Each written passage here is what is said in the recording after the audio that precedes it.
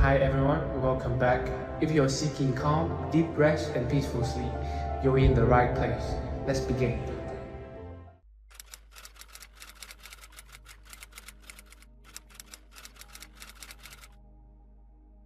You've been lied to about sleep. They told you it comes when you finally stop worrying, when your room is perfectly quiet, when your body is completely tired.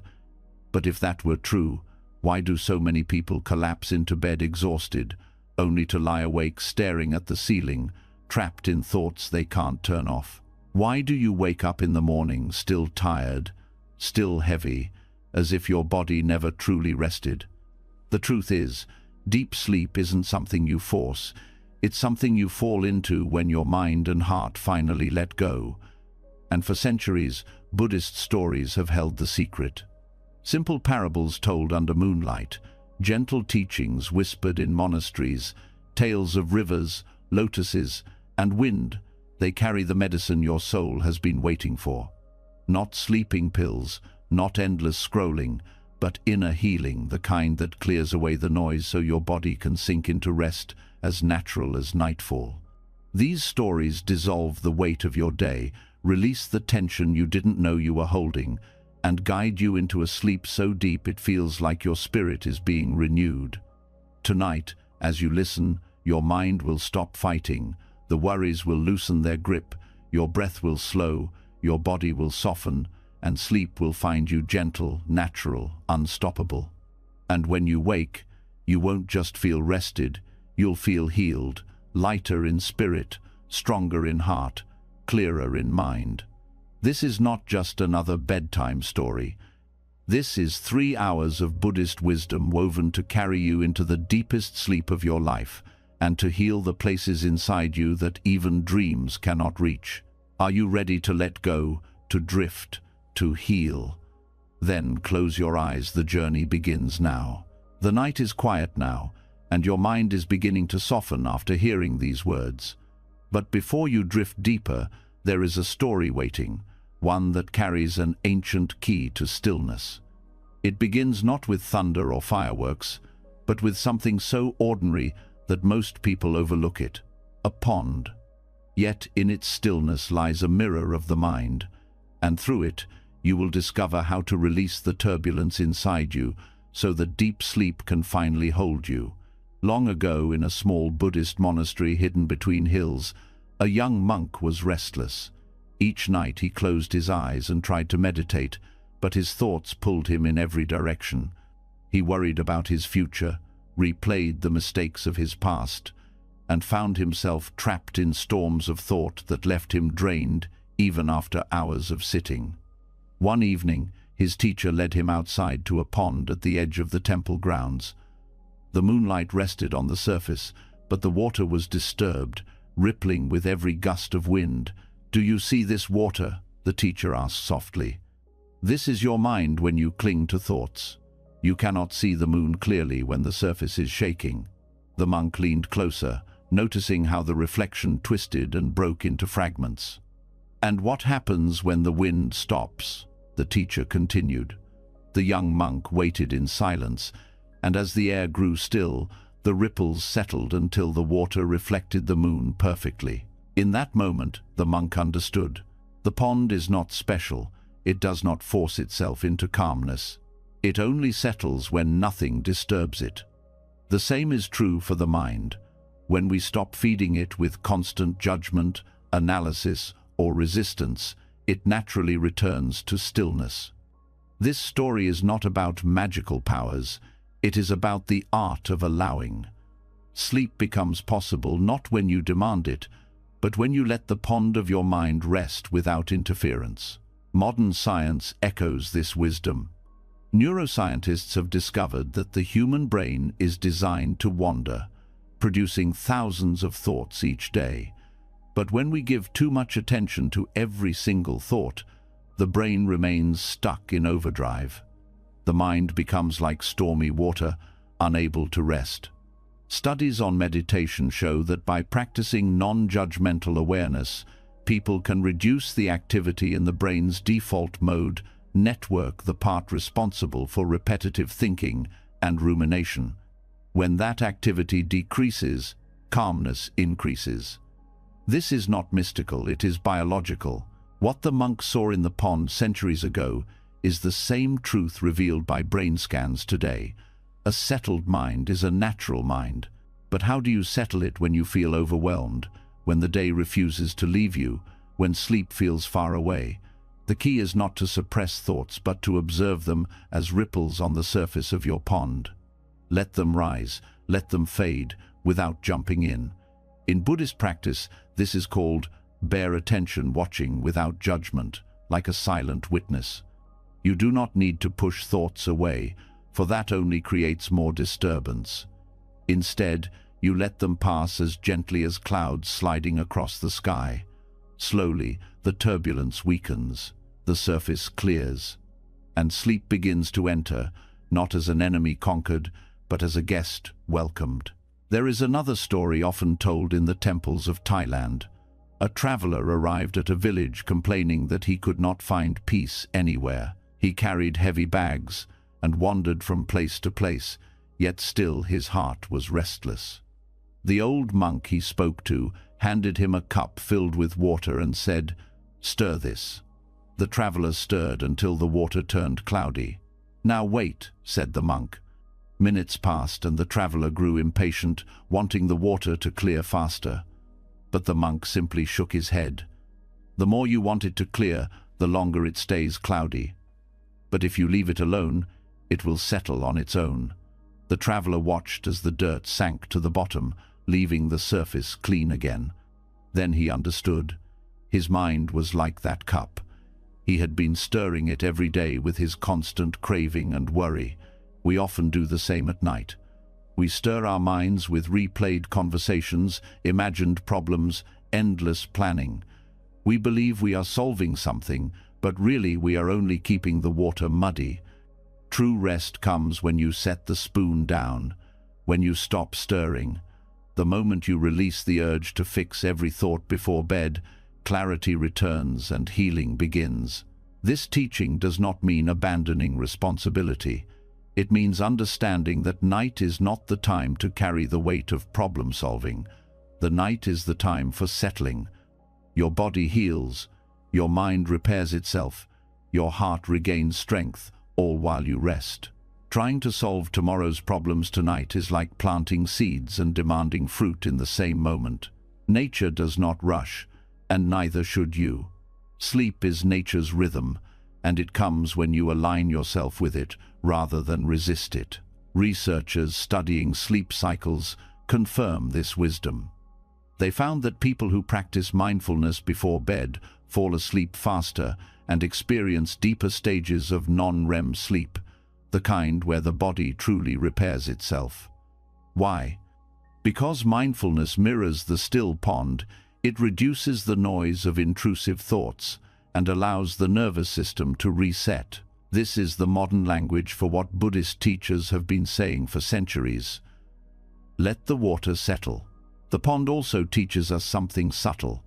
Reflection is only possible in stillness. When the surface is agitated, the moon cannot be seen. In the same way, when your mind is restless, you cannot see clearly what you feel or need. You mistake shadows for truth, fears for reality, and you suffer from illusions. But when you let the mind rest, clarity appears on its own. Suddenly you realize that the problem keeping you awake may not be as heavy as it seemed, or that the answer is simpler than you thought. This is not because you forced yourself to think harder, but because stillness revealed what was already there. Sleep itself becomes a form of wisdom, your subconscious untangling knots that your waking mind could not. One of the most beautiful aspects of this teaching is that the pond does not choose what to reflect. It shows the moon, the stars, even the passing bird or falling leaf. The mind, when still, can hold everything without resistance. This is healing in its purest form. To stop fighting your thoughts, to stop fearing your emotions, to let them appear and disappear like reflections on the water. When you lie in bed with this attitude, nothing feels like an enemy. Not the restless thought, not the memory, not the sensation in your body, All are ripples, temporary, harmless. This acceptance is what allows sleep to arrive naturally. In daily life, you can practice this even outside the bedroom. Pause during the day and notice how your thoughts ripple when someone criticizes you, when plans change, when you feel uncertain. Instead of reacting immediately, breathe and let the ripple fade. This builds the habit of calmness so that at night, when the storms usually come, you already know how to settle them. The pond inside you becomes familiar territory, not a battlefield. There is also a lesson about depth. On the surface, ripples disturb the reflection, but deep down the pond remains untouched. Beneath the turbulence, the water is still, silent, calm. In the same way, no matter how stormy your thoughts, there is a deeper layer of mind untouched by noise. Buddhist teachers call this the original mind, the pure awareness that remains steady through all change. When you rest in that depth, nothing can truly disturb you. Sleep becomes effortless because you are no longer identified with the surface ripples.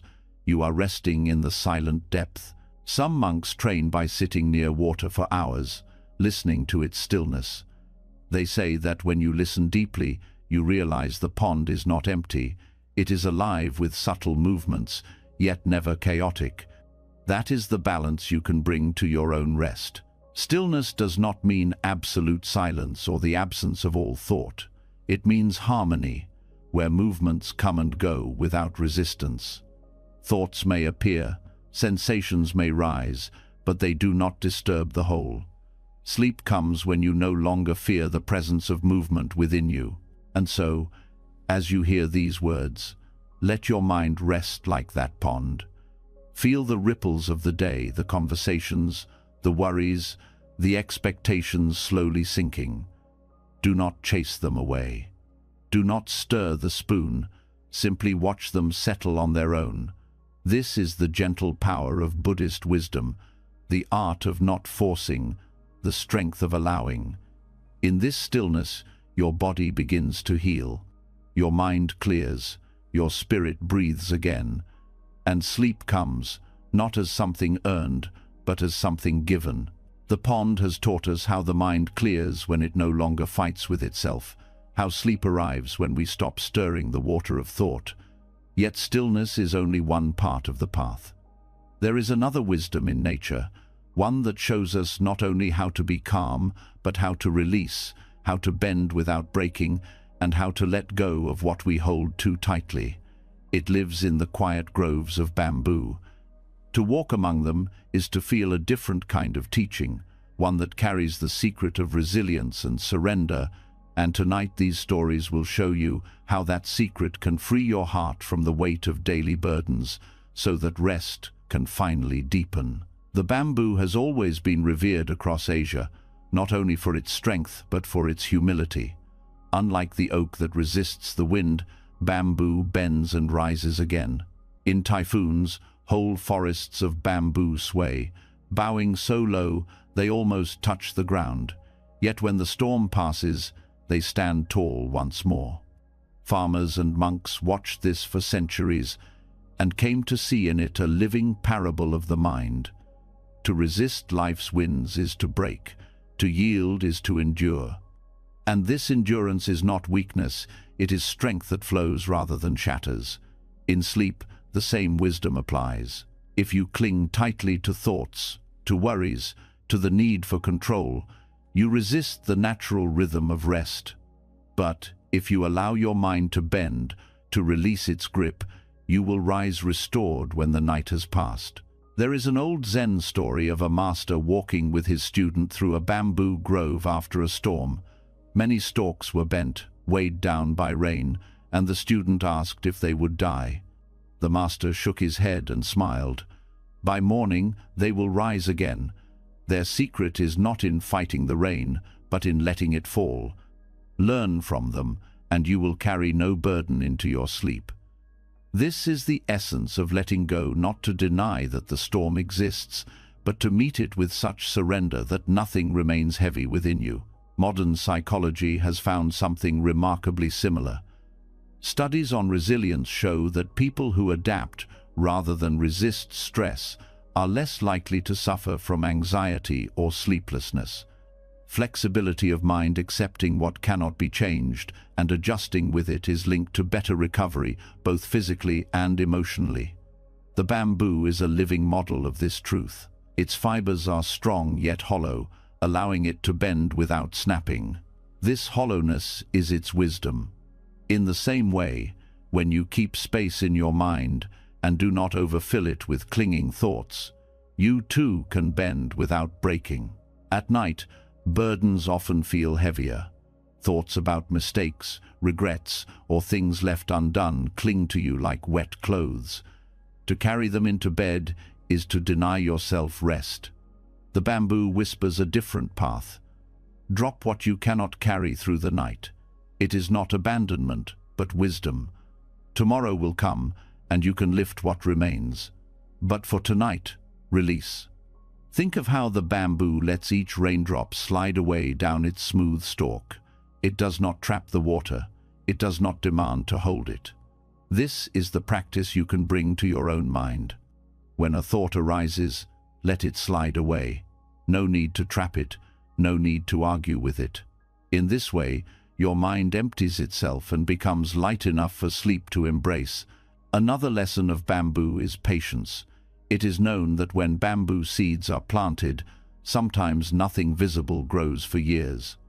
Farmers tend to the soil, water it, wait through seasons, and still see nothing above ground. But beneath the earth, roots are spreading wide, preparing for sudden growth. Then, in a single season, shoots rise higher than a man's head almost overnight. The teaching is clear. True growth often begins unseen. Rest works in the same hidden way. You may think that lying down and doing nothing is wasted time, but beneath the surface, your body is repairing, your heart is recovering, your mind is building strength for tomorrow. To rest is not to waste life, but to prepare for its growth. Letting go of the demand to see results immediately is part of this healing. Just as the farmer trusts the bamboo to rise in its own time, you must trust your rest to work unseen. In daily practice, this surrender can take many forms. It may mean setting down the mental load you carry when you finish your work for the day, refusing to rehearse tomorrow's conversations, choosing instead to give the night back to rest. It may mean forgiving yourself for not finishing everything, for being imperfect, for being human. Forgiveness itself is a form of letting go. Without it, your sleep will always be shallow, for your heart cannot rest when it still clings to self-punishment. The bamboo teaches kindness through release. No stalk resents the rain that bends it. It bows, it accepts, it rises again. There is also beauty in the way bamboo grows together. Unlike many trees that stand apart, bamboo shoots rise in clusters, forming groves so dense they seem to breathe as one. This interconnection gives them strength. When wind blows, they sway together, supporting one another. The lesson here is that letting go does not always mean standing alone. Sometimes it means leaning on others, sharing your burdens, speaking what troubles you instead of locking it inside. To share is to lighten the load, just as one stalk leans into another. When you release in this way, your mind relaxes, knowing it does not have to carry everything alone. Scientists studying sleep have shown that people who carry unresolved emotional burdens, unspoken pain, unexpressed feelings, often suffer from insomnia. The act of expressing, of releasing through words or even through journaling, allows the nervous system to relax. This is bamboo's lesson in modern terms. Bend, do not hold rigidly. If you must cry, cry. If you must speak, speak. If you must write, write. These are ways of bending, not breaking. Another parable tells of a monk who once tried to chop bamboo to build a hut. Each time he struck, the bamboo bent instead of breaking, and he grew frustrated. His teacher said, "Do you see how it bends? This is why it endures. You try to conquer it, but it survives by yielding. In life, we often try to conquer every situation, every thought, every fear, yet sleep asks us to do the opposite, to let go of conquering and to yield into softness, to bend into the arms of the night. This surrender is not only spiritual but physical. Research on relaxation response shows that when people practice letting go of muscle tension, their brain signals shift into patterns linked with deep sleep. Each release of the body is mirrored by release of the mind. You can practice this by simply noticing where you hold tension in your jaw, your shoulders, your stomach, and releasing it as the bamboo releases weight when it sways. Bit by bit, your body learns the art of surrender, and the night welcomes you deeper. Letting go also means not defining yourself by what you hold. Bamboo is hollow, yet strong. Its emptiness gives it purpose. In many temples, bamboo flutes are made from this hollow stalk. Music arises not from what fills it, but from the space within. Your own healing is found in the same principle. Sleep is not about adding more thoughts, more control, more effort.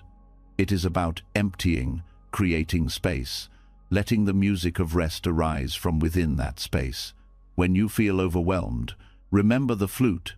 Its song comes only because it is empty. And so the grove teaches us, through its bending, its patience, its strength in togetherness, and its emptiness, that letting go is the only path to resilience. In the silence of night, this wisdom becomes a lullaby. The burdens of the day no longer need to cling to you. The rain of worries can fall and be released. The winds of uncertainty can blow, and you can bend. You need not resist, you need not break. You only need to yield like the bamboo, surrendering into rest, trusting that when the morning comes, you too will rise again light, strong, and renewed. The bamboo has shown us that strength lies not in holding on, but in releasing, that true resilience is found in the art of bending and rising again. Yet there is another lesson that flows naturally from this truth. Letting go creates space, and that space itself becomes a gift. To receive rest, the heart must be open, not crowded, not overflowing with demands. In Buddhist tradition, this wisdom is taught through the image of the empty bowl. At first glance it seems so simple, but the depth of its teaching reaches into every corner of life, and tonight it will guide you into sleep without struggle. A bowl is only useful when it is empty. When it is already full, nothing more can enter. This is why monks carry their alms bowls through villages each morning with nothing inside. They rely not on their own possessions but on the generosity of others, and they do so with humility, knowing that a filled bowl cannot welcome new nourishment. In the same way, the mind that is cluttered cannot welcome rest. When you lie down at night carrying the noise of the day, your bowl is already overflowing. There is no room for sleep to enter. Only when you empty it, setting aside the thoughts, the plans, the expectations, can rest pour in naturally. This teaching reaches deeper than just quieting thoughts. Emptiness in Buddhism is not a void of nothingness, but a spaciousness that allows life to flow freely. When the bowl is empty, it is not barren. It is open, receptive, ready. Sleep is like the food offered into the monk's bowl. It cannot be forced, it can only be received. This changes how we approach the night. So often we try to grab at sleep, to chase it, to command it. But sleep does not obey force. It comes when you stop filling the bowl with effort and let it be empty. In a Zen story, a scholar once visited a master to learn about enlightenment. The master poured tea into the scholar's cup until it overflowed onto the table. "Stop," cried the scholar, "it is full already." The master smiled. "Like this cup, your mind is full of your own opinions and judgments. How can I teach you unless you first empty it?" This same parable applies directly to rest. How can sleep enter when your mind is already full of struggle? Emptiness is the doorway. Modern psychology supports this idea. Studies on sleep hygiene show that people who ruminate, who continuously replay events or worries, struggle to fall asleep and stay asleep. Their bowls are full, their minds too crowded for rest to arrive. Therapies like mindfulness and acceptance-based practices encourage releasing thoughts rather than clinging to them. In effect, they teach the same lesson as the empty bowl: create space, and healing will come on its own. There is also a subtle beauty in how emptiness allows for receiving without resistance.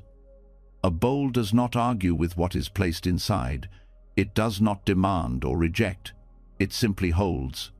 In the same way, when your mind is empty, sleep is received with ease. You are no longer battling with yourself, no longer saying, "I must sleep now," or "Why can't I rest?" Instead, you are open, willing to hold whatever comes, whether it is silence, dreams, or deep rest. This receptivity itself is healing. In daily life, most people equate emptiness with loss. To be empty feels frightening, as though something is missing. But Buddhist wisdom teaches the opposite. Emptiness is freedom.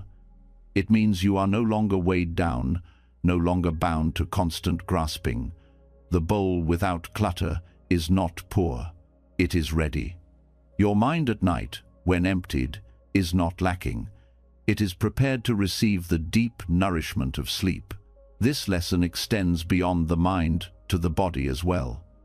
When monks eat from their bowls, they practice mindful consumption.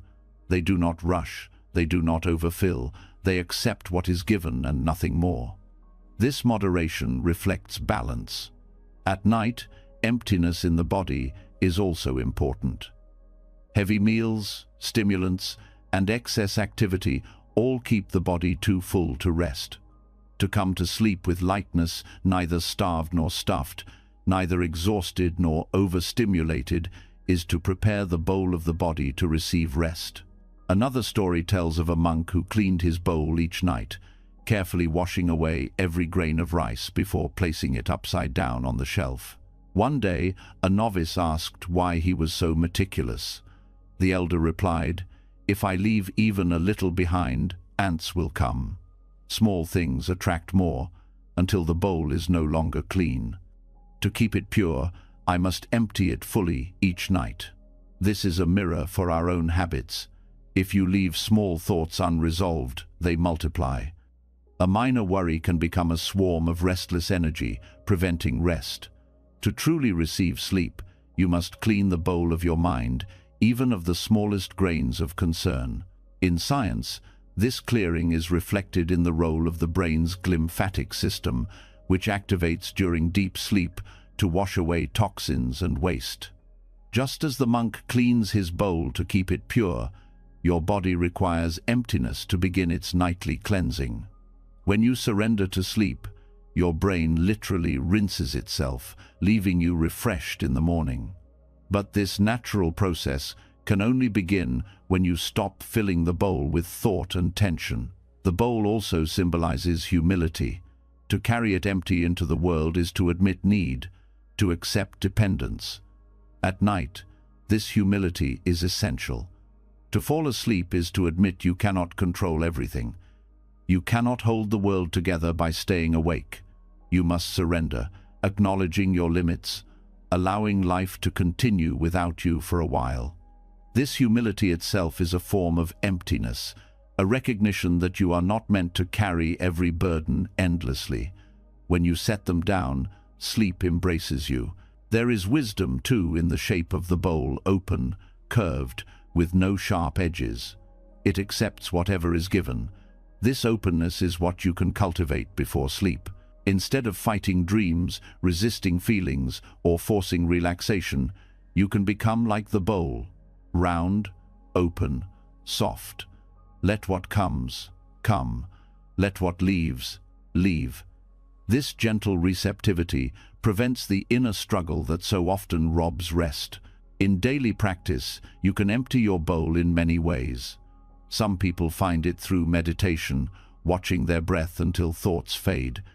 Others find it through journaling, pouring out their worries onto paper so that the mind is no longer crowded.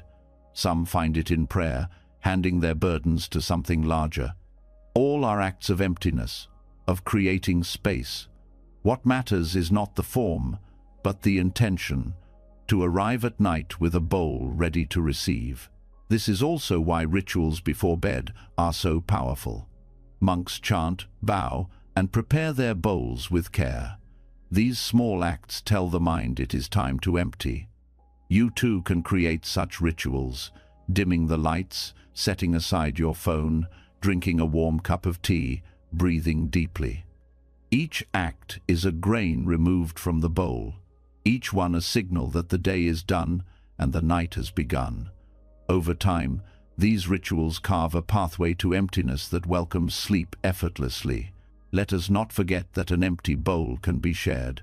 In monasteries, food is often distributed among monks, each one offering and receiving in turn. This practice reminds them that life is not about holding tightly, but about flow. In your own rest, sharing may mean releasing burdens in conversation, allowing others to support you, or offering kindness so that your heart is not heavy with resentment.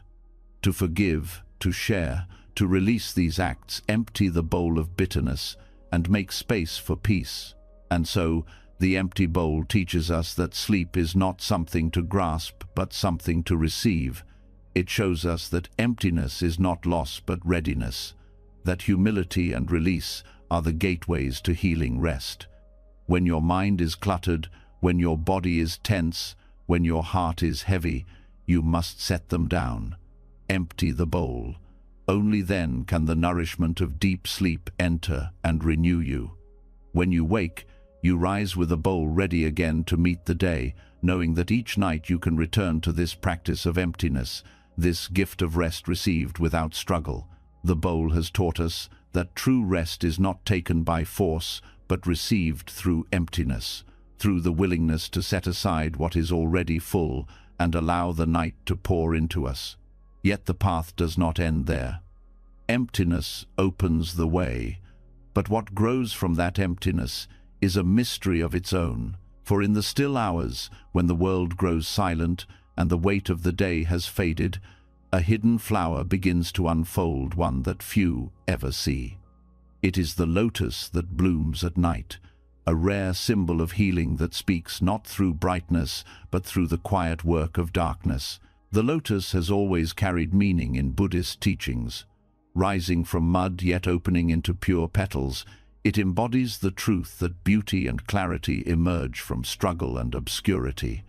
Most people know the lotus as a flower of daylight, a symbol of enlightenment shining in the Sunday. But some species open only under the moon, hidden from the gaze of the busy world. They are quiet healers, teaching that transformation often happens in places unseen. When you close your eyes to sleep, your body and spirit enter the same kind of silence. Growth, repair, and renewal happen not in the noise of effort, but in the unseen rhythms of night. This is a reminder that not all progress is visible. The world often celebrates loud victories, visible success, constant motion. Yet the deepest healing takes place where no one is watching. Cells regenerate, the brain clears toxins, emotions untangle, the heart resets its rhythm. Just as the nocturnal lotus opens without audience or applause, your healing unfolds while the world sleeps. Accepting this truth allows you to let go of the pressure to always see or measure your progress. Sleep teaches that not everything valuable must be visible to be real. There is a story told of a monk who sat by a pond at dusk, waiting for the famous lotus flowers to close. But one remained, pale and luminous, opening wider as the night deepened. He realized then that its beauty was reserved not for the sun, but for the moon. The lesson he carried was that each being has its own rhythm, its own season of blooming. You may not thrive in the same ways or times as others, but that does not make your growth any less true. At night, when you feel still and hidden, your own lotus may be opening quietly within, guiding your healing in ways the world cannot see. Modern science confirms the wisdom of hidden growth. During the deepest stages of sleep, the brain consolidates memories, strengthens learning, and balances emotions. The immune system releases proteins that repair tissues and fight illness. Hormones regulate growth and restore balance. None of this is visible in the moment, yet it is essential for survival. Just as the night lotus does not announce its bloom, your body's healing in sleep does not call attention to itself. But without it, life cannot flourish. The symbolism of blooming in darkness also carries an emotional truth. Many people associate the night with fear, loneliness, or uncertainty. Yet Buddhist teachings invite us to see night as sacred, as the time when silence reveals what light often hides. The lotus that opens in darkness teaches us to trust the unseen, to trust the process unfolding, even when we cannot name it. When you surrender to sleep, you step into this hidden garden where healing arises without your control. There is also resilience in this nocturnal bloom. To thrive in darkness requires adaptation, strength that does not depend on constant external validation. The night lotus does not need the sun to prove its worth. In the same way, your healing does not need to be displayed for others to recognize. Many struggles you carry are faced alone in silence. Many transformations occur within, unseen by the eyes of the world. Yet they are no less real. Sleep becomes the sanctuary where these hidden changes take place. In daily life, the lesson of the night lotus can shift how you view rest. Instead of dismissing sleep as passive or unproductive, you can see it as sacred work. To close your eyes is not to waste time, but to enter a secret chamber where your deepest healing takes place. The world may not value this silence, but your body and mind depend on it. By honoring sleep as a form of unseen blooming, you give yourself permission to rest fully without guilt. There is a story from Japan of an old gardener who tended lotus ponds. He told a child watching him, "These flowers teach patience. The ones that open by day remind us to shine, but the ones that open by night remind us to heal." The child asked why the night lotuses hid their beauty from most people. The gardener replied, "Because not everything beautiful is meant to be seen. Some things are meant to be felt." This truth applies to the way rest nourishes you. You may not see the healing, but you feel it when you wake with a lighter heart, a clearer mind, or a body less burdened by pain. Scientific studies on emotional regulation show that during sleep, particularly during REM stages, the brain processes and integrates emotional experiences. Painful memories soften, intense feelings are balanced, and new insights emerge. This is healing that happens without conscious effort. The night lotus blooms within your mind, releasing what is heavy and restoring balance. By the time dawn arrives, you may feel different without knowing why. The night lotus also teaches us about trust. It does not resist the darkness, nor does it fear it. It surrenders to it and uses it as the condition for growth. Many people lie in bed fearing the night, dreading their racing thoughts or restless feelings. But if you approach the night as the lotus does, as a friend, as a partner in healing, your relationship with rest transforms. Darkness no longer feels like an enemy, but like fertile ground. This trust allows you to let go of resistance and slip naturally into the healing silence of sleep. There is beauty in how the night lotus stands as a reminder that healing does not require perfection. Its petals open not in bright, flawless light, but in shadow, in obscurity. This is a call to release the demand for perfect conditions before you allow yourself to rest. You do not need to fix every problem, silence every thought, or arrange your life into perfect order before you deserve sleep. The lotus teaches that healing happens even in the midst of imperfection, even in the mud of confusion. To rest in darkness is to accept your humanity and allow life to work through you as you are. In practice, this means you can prepare for sleep not by chasing the perfect environment, but by cultivating acceptance. Yes, you may still have worries. Yes, There may still be noise or imperfection, but none of this prevents the lotus from blooming. None of this prevents healing from unfolding within you. By allowing rest to happen in imperfect conditions, you align with the natural wisdom of the night lotus. The nocturnal bloom also symbolizes the sacredness of silence. Silence is not empty, but full of unseen activity. The monks who meditate at night say the silence of those hours carries a depth unlike daytime. It is as if the world itself is resting, and in that collective stillness, your own mind can sink more deeply into peace. To listen to the silence of the night is to feel the lotus opening within you. Silence becomes not absence but presence, a companion guiding you into sleep. Another lesson comes from the lotus's roots. Though its flower rises above the water, its strength comes from anchoring deep in the mud. Healing, too, is rooted in the parts of you that are not always beautiful. To look at the pain, the mistakes, the shadows. At night, when the conscious mind rests, these roots are nourished. Sleep integrates your experiences, both light and dark, so that new growth can rise. This is the hidden work of healing, not erasing the mud, but transforming it into nourishment for your bloom. When you rise in the morning, you may never have witnessed the lotus bloom, yet its work was done. In the same way, you may not remember the hours of sleep or the details of dreams, but your healing has happened. The silence has carried you through renewal. Trusting this unseen process is the heart of the night lotus's teaching. You do not need to see it for it to be real. You only need to allow it. And so the lotus that blooms at night becomes a mirror of your own hidden healing. It teaches that rest is not emptiness but quiet transformation, that silence is not absence but presence, that darkness is not loss but fertile ground. To surrender to sleep is to enter the hidden garden where your lotus waits, unfolding its petals in the stillness of the night, renewing your body, softening your heart, and preparing you to meet the dawn renewed. The night lotus has shown us that healing does not need the light of day, that renewal often unfolds quietly in silence where no one sees. Yet silence itself has a voice, a movement that cannot be held but only felt.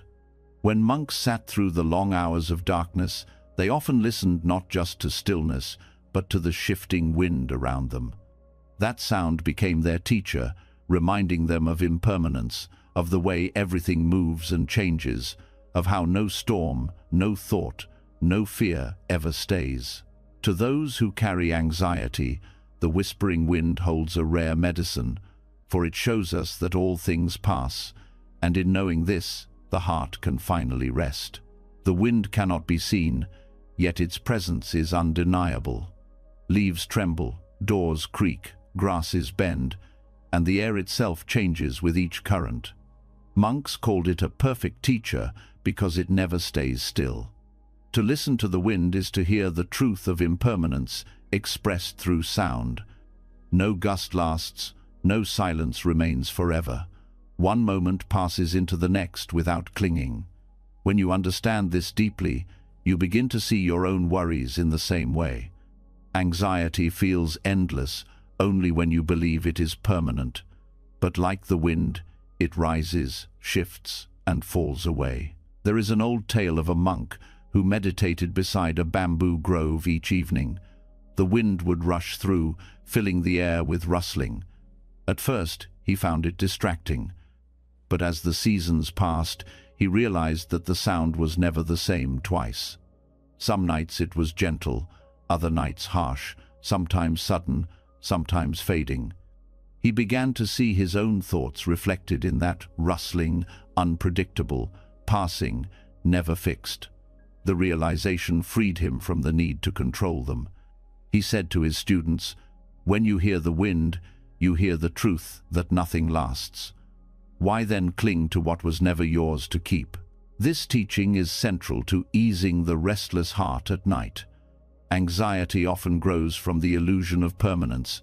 You feel as though the problem, the pain, or the uncertainty will never end. The mind clings, replaying it endlessly, feeding fear. But when you bring the awareness of impermanence, you cut through that illusion. Just as no gust of wind can hold its strength forever, no feeling, no thought, no circumstance endures unchanged. To rest is to trust this truth, to let the current move without resistance. Modern science reflects this ancient insight.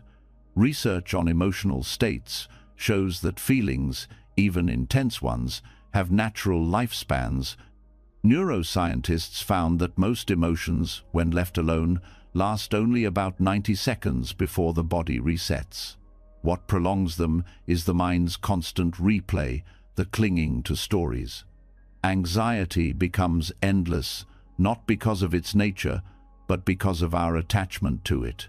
The wind teaches another way. It does not grasp the gust that just passed, nor hold the one about to come. It flows. When you learn to let feelings flow the same way, their grip weakens. In daily life, practicing impermanence changes how you face challenges. When success arrives, you do not cling to it as eternal. When failure comes, you do not despair as though it will never pass. You meet both with the same openness. This perspective softens perfectionism, fear of loss, and the pressure to control everything. At night, this same perspective loosens anxiety. The thought that keeps you awake is no longer a prison when you see it as a passing breeze. It will not stay, and therefore it does not deserve your endless struggle. The whispering wind also reveals the beauty of change. Trees that sway in the wind grow stronger roots. Landscapes, shaped by currents, become more alive. Your own growth often comes through the winds of change, through transitions that may feel harsh in the moment, but shape you in ways that stillness cannot.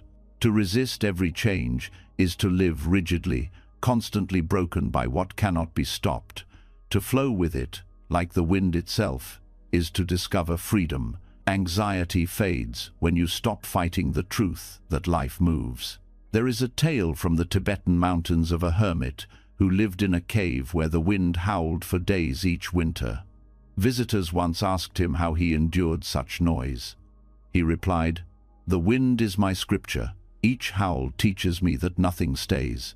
If even the mountains cannot resist change, why should I think my worries will?" His peace came not from silence, but from learning to hear impermanence in every gust. Sleep itself reflects this teaching. Your body drifts through cycles, light sleep, deep sleep, dream states, each shifting like currents of air. No stage lasts forever, yet each has its purpose. To sleep well is to allow these natural rhythms without resistance. Anxiety interrupts because it demands control, insisting the mind stay fixed. But rest deepens when you trust the body's natural flow, just as you trust the wind to shift on its own. In mindfulness practice, teachers sometimes guide students to listen to wind or breath as a meditation. Both remind us of impermanence. Each breath rises, pauses, and leaves. Each gust arrives and passes. By focusing on these movements, the mind learns to release clinging. Anxiety loses its weight because it no longer feels eternal. You learn to say, "This too is passing." Such words are not mere comfort, they are the deepest truth. Anxiety often thrives on the desire for certainty. The mind craves fixed answers, permanent ground. But life does not offer this. The wind teaches that movement itself is the ground, that certainty is found not in what stays, but in the fact that everything moves. To accept impermanence is to release the desperate need for permanence. In that release, anxiety dissolves. Sleep enters because you no longer demand stillness from a world that is always shifting. There is also humility in this lesson. The wind does not belong to anyone. It moves across villages, mountains, oceans, caring nothing for ownership. In the same way, your experiences, joys, sorrows, thoughts move through you, but are not truly yours. They are passing phenomena. When you cling to them as mine, you suffer. When you see them as currents passing through, you are free. At night, this humility allows you to rest without the heavy burden of possession. The worry is not yours to keep. The fear is not yours to own. They are winds moving through. Science shows that when people adopt this perspective, their bodies also respond.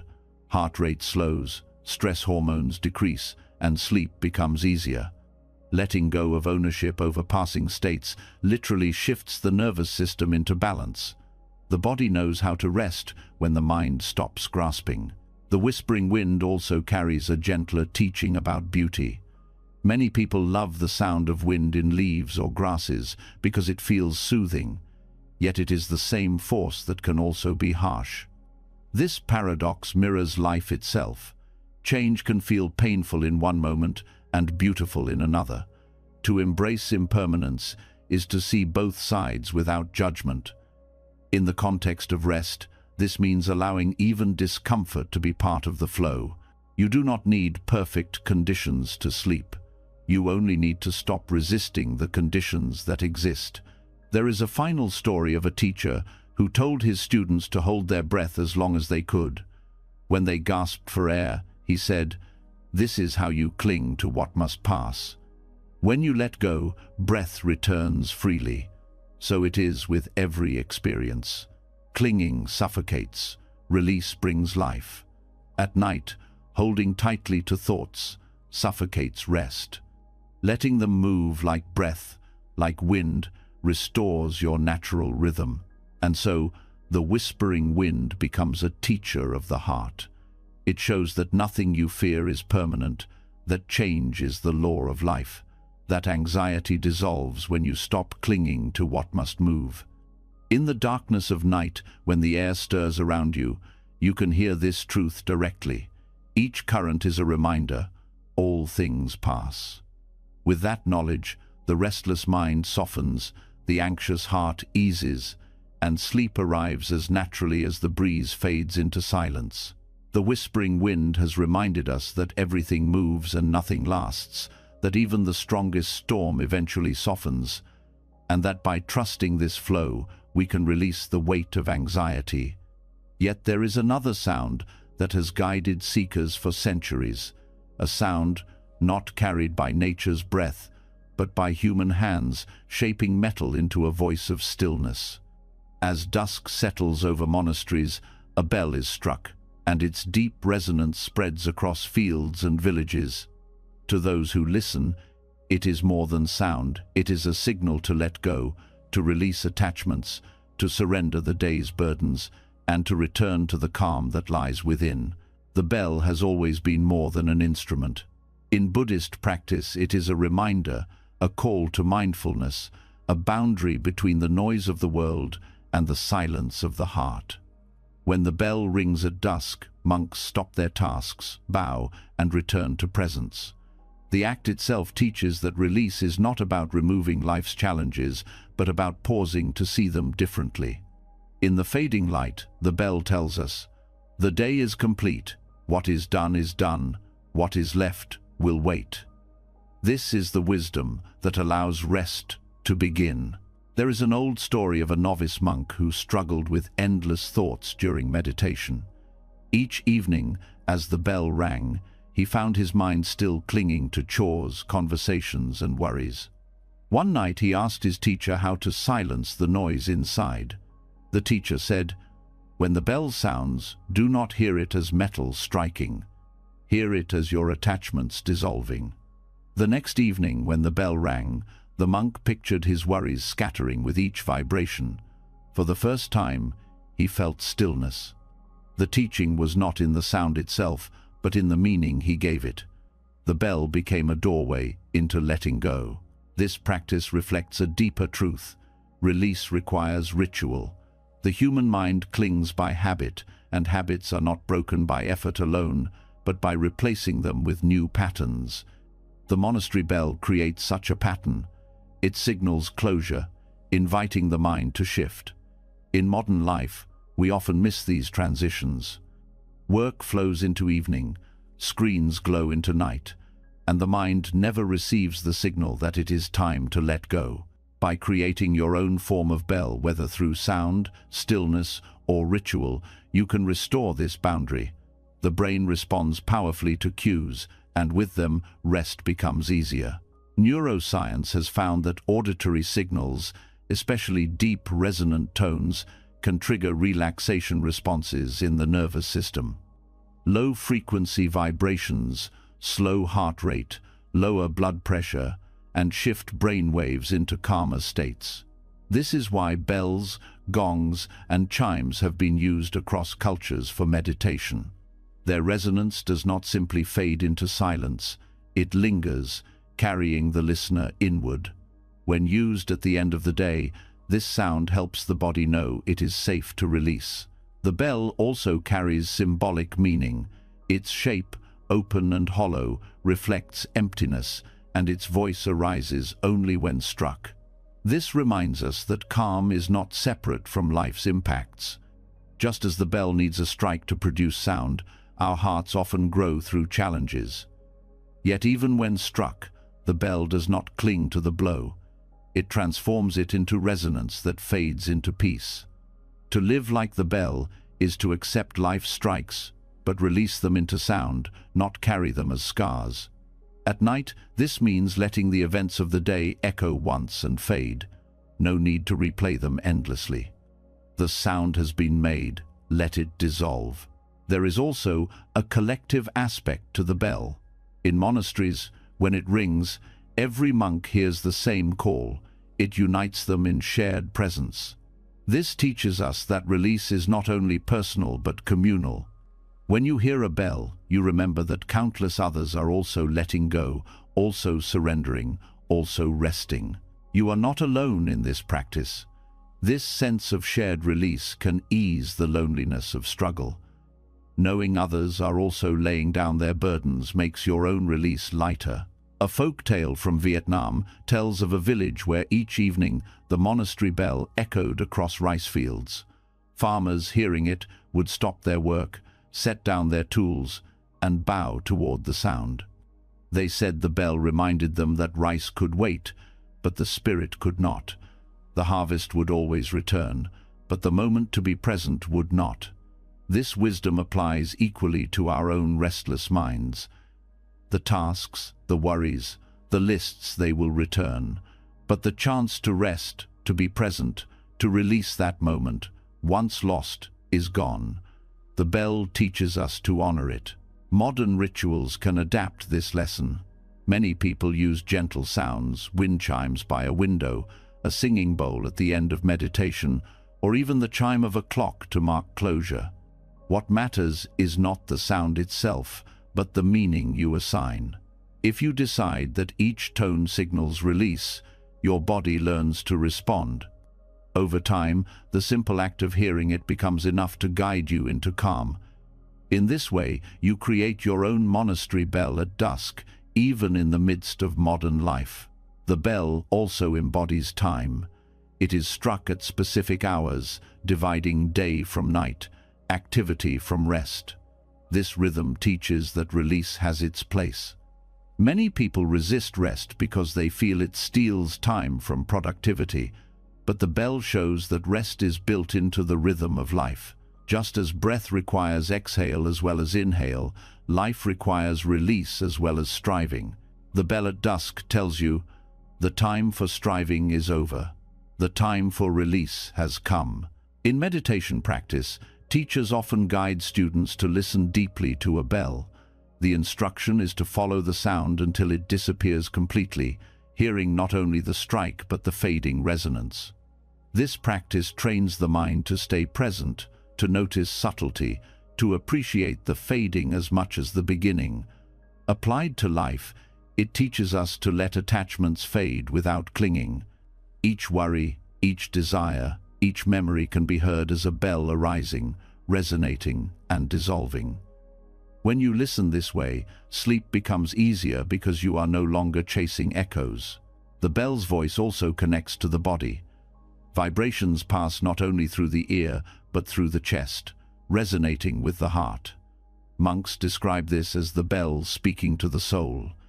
In modern terms, vibration calms the vagus nerve, which regulates relaxation and sleep. This is why many find deep tones grounding. When you feel restless, letting sound wash through you can anchor you in the body, shifting you away from anxious thought. The bell thus becomes both symbol and tool, guiding you into calmness. There is another lesson in how the bell is treated. In temples it is approached with reverence. Monks bow before striking it, acknowledging its role as a teacher. This shows that release itself is sacred. To let go is not laziness but devotion, an honoring of life's rhythm.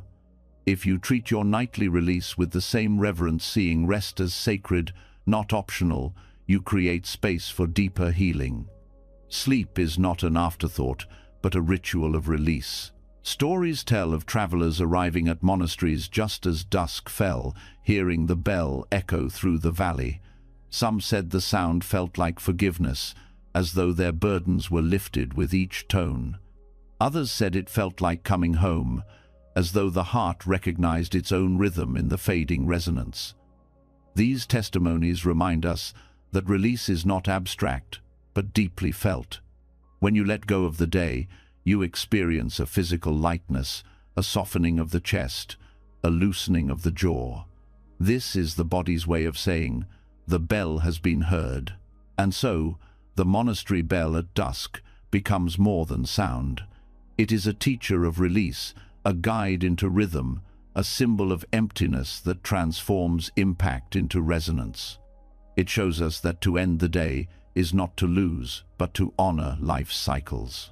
By creating space, by listening deeply, by assigning sacred meaning to closure, you prepare yourself for rest that is not shallow but complete. Each evening can hold its own bell, reminding you that attachments may arise, but they are not yours to carry into the night. The sound fades, the day fades, and in that fading lies the doorway to inner calm. The monastery bell at dusk taught us how to release the weight of the day, how to let sound itself guide us towards stillness. Yet even as the bell fades, there is another ancient symbol waiting to be understood. In temples across the world, a single candle is often lit during evening practice. Its glow offers warmth, but its true lesson lies not in how it shines, but in how it ends. The story of a candle's last flame speaks to endings, to transitions, and to the gentle acceptance that every night invites. Fire has always been a teacher in Buddhist thought.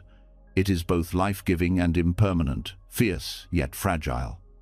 A candle burns steadily for hours, and then, in one final flicker, it goes out. This moment is not seen as tragedy, but as truth. Every flame has its time, and every ending carries its own peace. When monks speak of rest, they often compare it to a candle's last flame. The body and mind glow through the day, offering warmth and energy, and at night they naturally dim. To resist this dimming is to suffer, but to allow it is to honor the rhythm of life. There is a story of a master who held a candle before his students and asked them to watch it closely. The flame danced, wavered, and then burned evenly. Hours later, as the wax melted low, the flame weakened and went out. The master said, "This is every life, every day, every breath. To fight the ending is to fight nature. To accept it is to find peace." His students understood that nightly rest is itself a small rehearsal of letting go. Each time we sleep, we practice the art of surrender, releasing the flame of wakefulness without fear. This teaching reaches beyond sleep into how we approach transitions.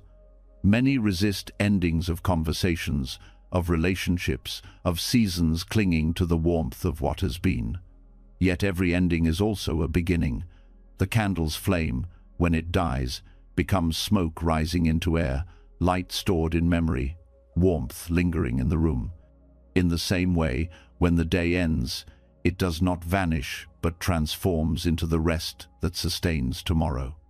By accepting this transformation, you release anxiety about what is lost and rest into trust that nothing truly disappears, it only changes form.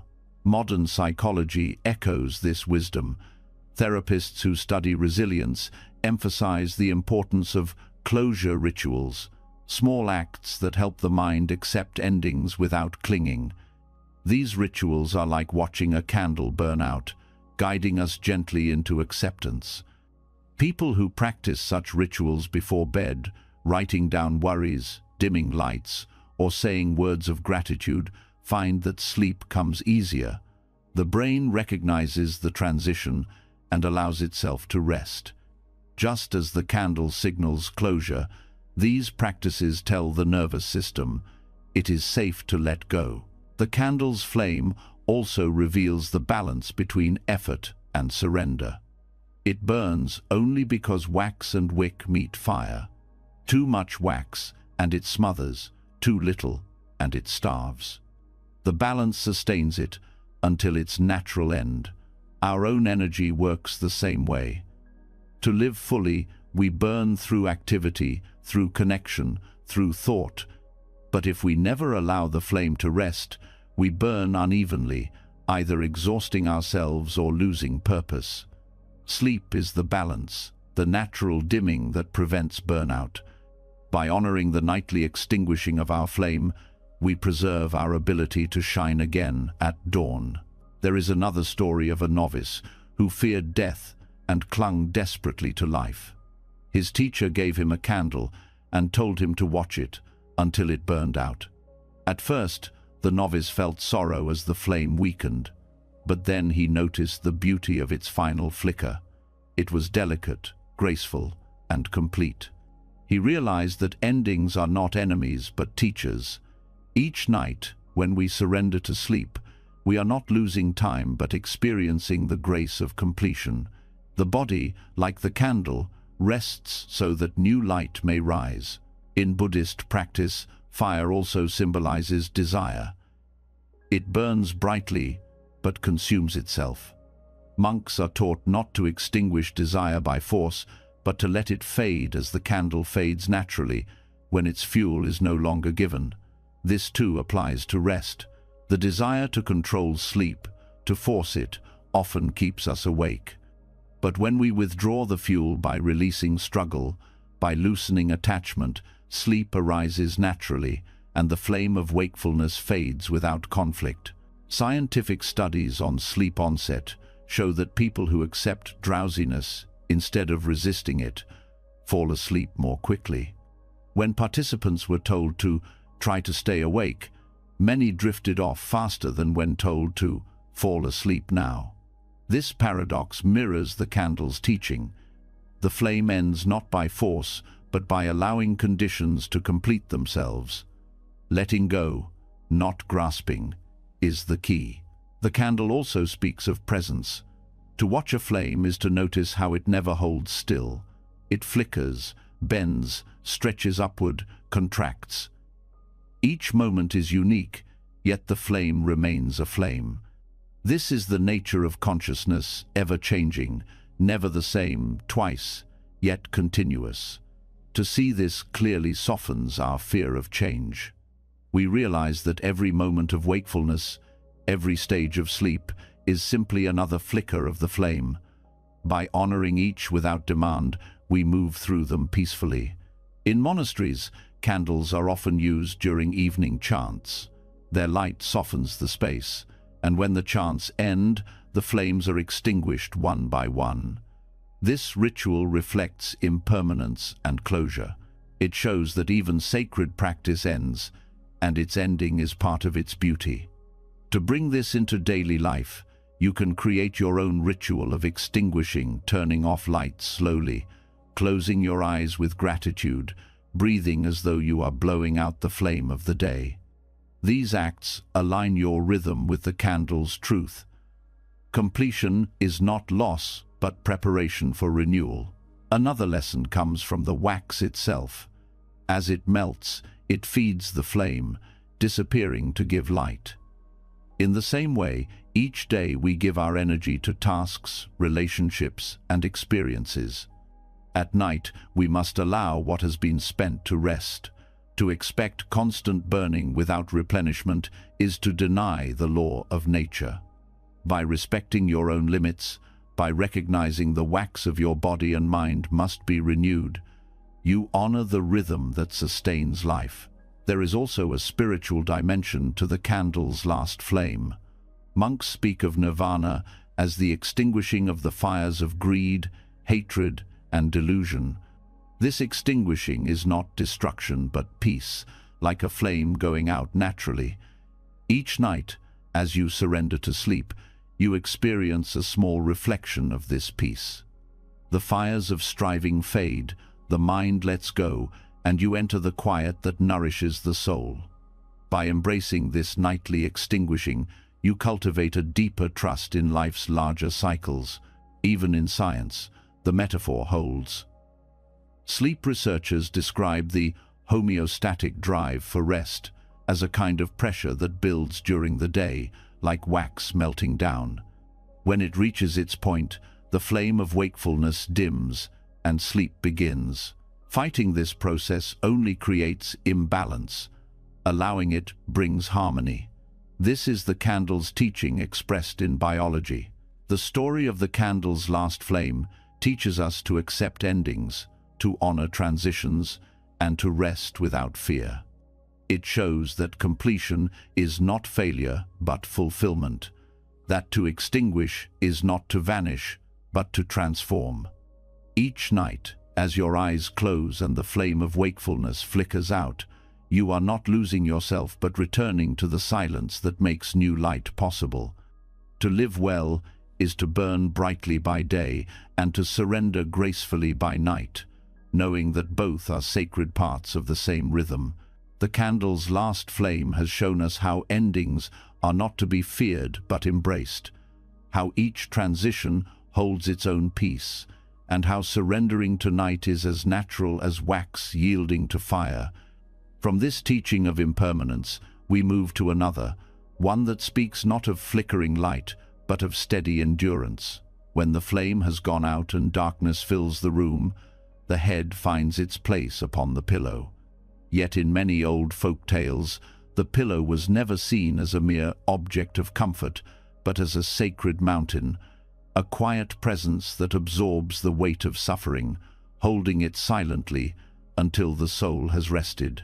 The mountain has always symbolized patience in Buddhist and folk traditions. It does not rush, it does not resist, it simply endures. The pillow, soft and close to us each night, becomes its reflection.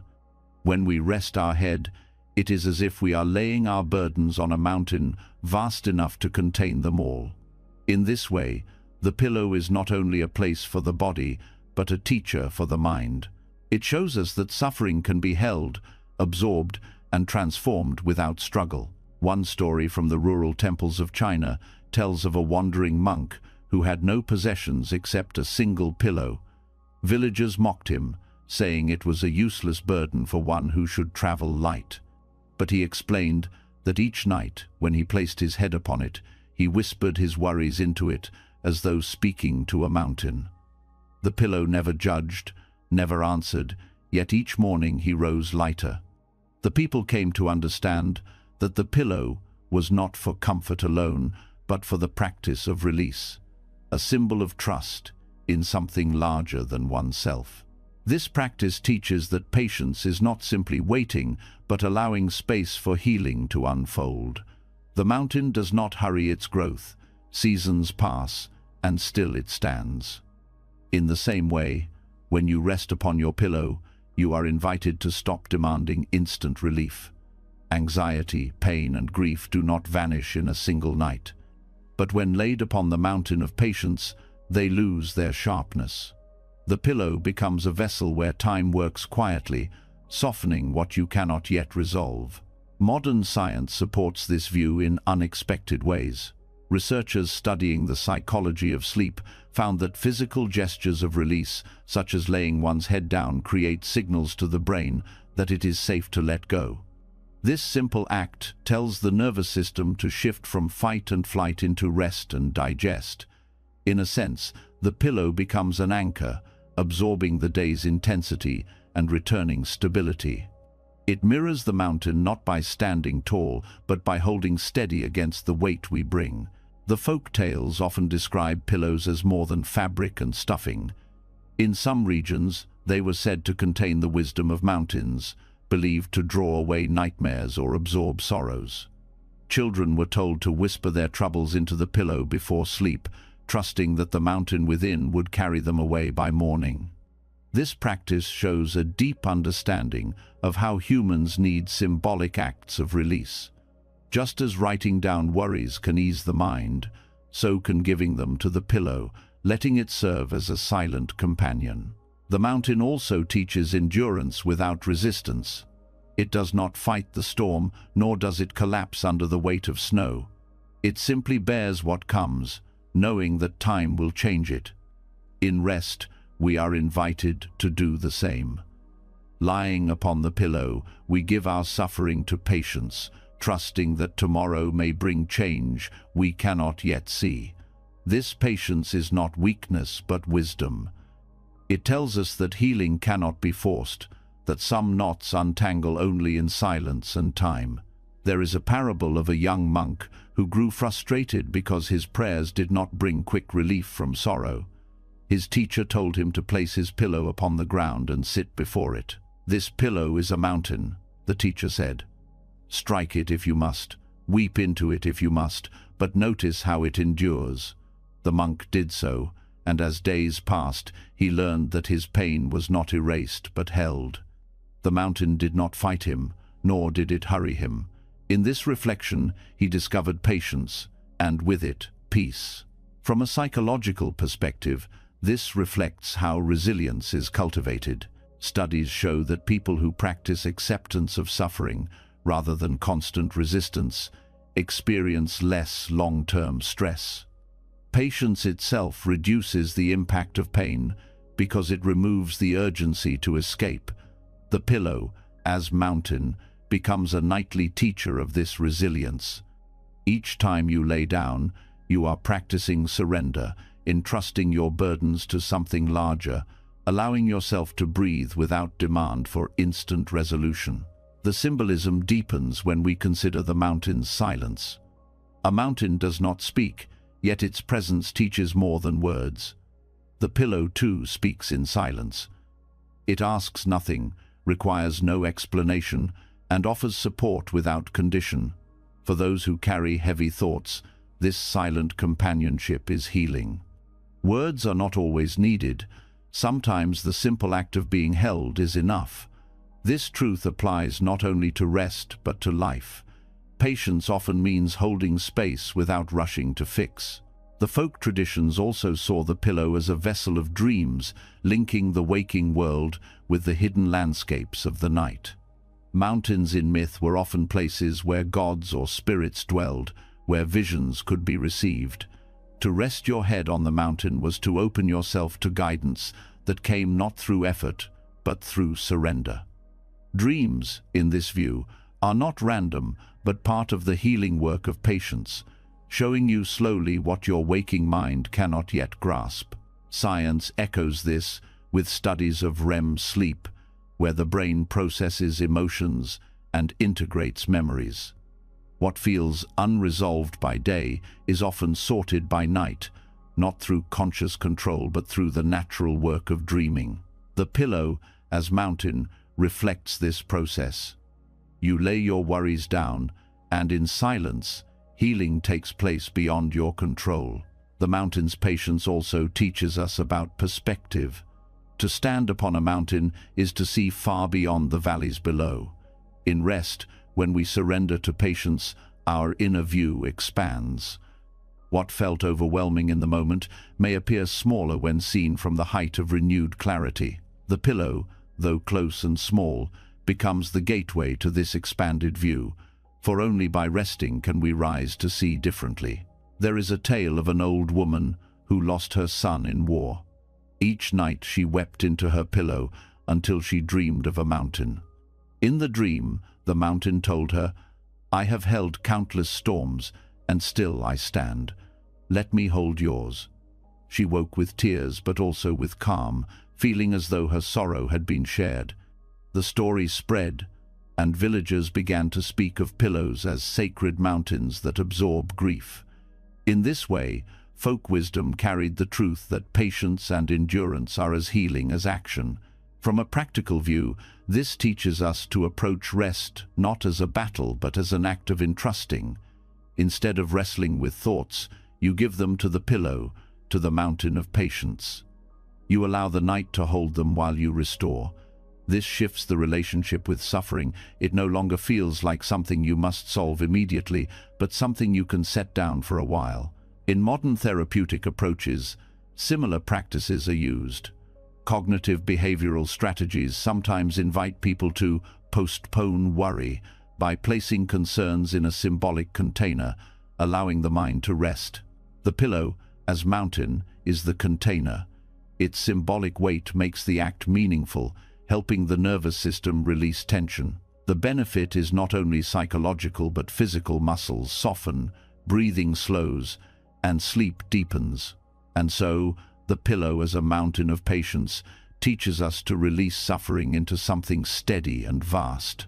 It reminds us that healing is not always quick, that endurance itself is sacred, that silence can hold what words cannot. Each night, when you rest your head, you are not simply lying down, you are placing your burdens on the mountain, trusting it to hold them while you find renewal. In the morning, you rise lighter, your suffering softened, your heart steadier, ready once more to meet the day. The pillow, as a mountain of patience, showed us how suffering can be laid down and absorbed in silence, how rest becomes deeper when we allow the night to hold what we cannot resolve. Yet there is another image, one that marks the threshold between the outer world and the inner sanctuary. In countless temples across Asia, pilgrims remove their shoes before entering sacred halls.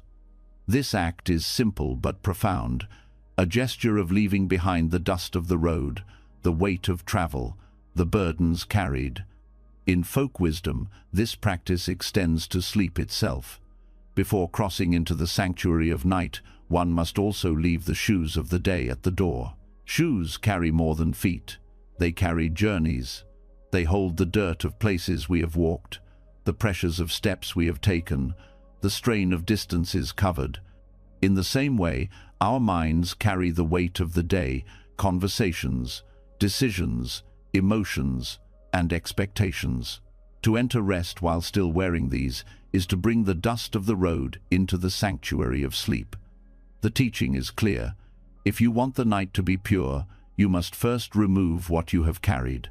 There is a tale of a weary traveler who came to a monastery seeking food and rest. As he reached the door, the master stopped him and said, "Remove your shoes." The traveler obeyed, but the master pointed again and said, "Now, remove the road as well." Confused, the traveler asked what he meant. The master replied, "Your feet are clean, but your heart is still walking. Leave the road outside, or you will never rest within."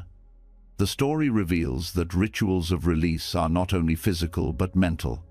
Taking off the shoes becomes a metaphor for putting down the endless road of thought. In psychological terms, this reflects the importance of transitions. The human mind struggles when boundaries are blurred, when work seeps into night, when conversations replay into silence, when unresolved tasks haunt the body at rest. Creating symbolic acts of closure helps the brain shift states. Just as removing shoes signals the body that it has entered a safe space, intentional rituals before bed tell the mind that the day is complete. Without such acts, the nervous system remains alert, holding the weight of the road. Monks often describe shoes as containers of karma, holding the imprints of where one has been. To remove them before stepping into the sacred space is to acknowledge that the past steps need not dictate the present moment. Applied to sleep, this means recognizing that what you walk through today, mistakes, victories, conflicts, does not need to follow you into the night. You may acknowledge them, but you do not need to carry them across the threshold. Science supports this practice in surprising ways. Studies on bedtime routines show that people who engage in simple symbolic gestures, such as washing hands, dimming lights, or writing down the day's events, fall asleep faster and wake more refreshed. These acts serve as cues to the brain, much like removing shoes, that one has left behind the outer world. The physical act helps the mind believe what it might otherwise resist, that it is time to rest. There is a folk custom in parts of Japan where travelers, upon arriving at inns, remove their shoes and lightly tap them together before placing them neatly at the entrance. Elders say this gesture is not only to keep the house clean, but to release the dust of worry and conflict. The act of tapping symbolizes shaking off the invisible burdens that cling to us. In this way, the shoes become not only footwear, but a container for what we choose not to bring inside. When applied to rest, this custom teaches us to tap off the lingering anxieties before lying down. Another story speaks of a pilgrim who traveled with shoes worn thin. When he finally reached a temple, he placed them outside and bowed deeply, thanking them for carrying him but not asking them to follow him inside. The lesson is humility and gratitude, to acknowledge the day's journey, to thank the body and the mind for carrying us, but also to know when to let them rest. Gratitude itself becomes a way of removing shoes, releasing struggle with appreciation rather than resentment. The symbolism reaches deeper when we see the bedroom as a sacred hall. Just as temples are kept pure by removing shoes, the space of sleep is kept sacred by removing mental burdens. To treat the bed as a sanctuary means not cluttering it with devices, arguments, or unfinished tasks. This is not about strict rules, but about honoring the threshold. If you want the night to restore you, you must treat it as sacred ground. Psychologists studying sleep quality often emphasize sleep associations, the way the brain links bed with activity. When beds are used for work or worry, the brain struggles to shift into rest. But when beds are linked with safety, calm, and release, sleep becomes easier. The practice of symbolically removing shoes reinforces this association. It teaches the body and mind. This space is different. This space is sacred. This space is for renewal only. There is also wisdom in the way shoes rest once removed. They are set aside, not destroyed. This teaches us that letting go does not mean denial. The tasks of the day, the struggles, the journeys, they remain, waiting for tomorrow. But they need not enter the night. To rest does not mean erasing responsibility, but pausing it.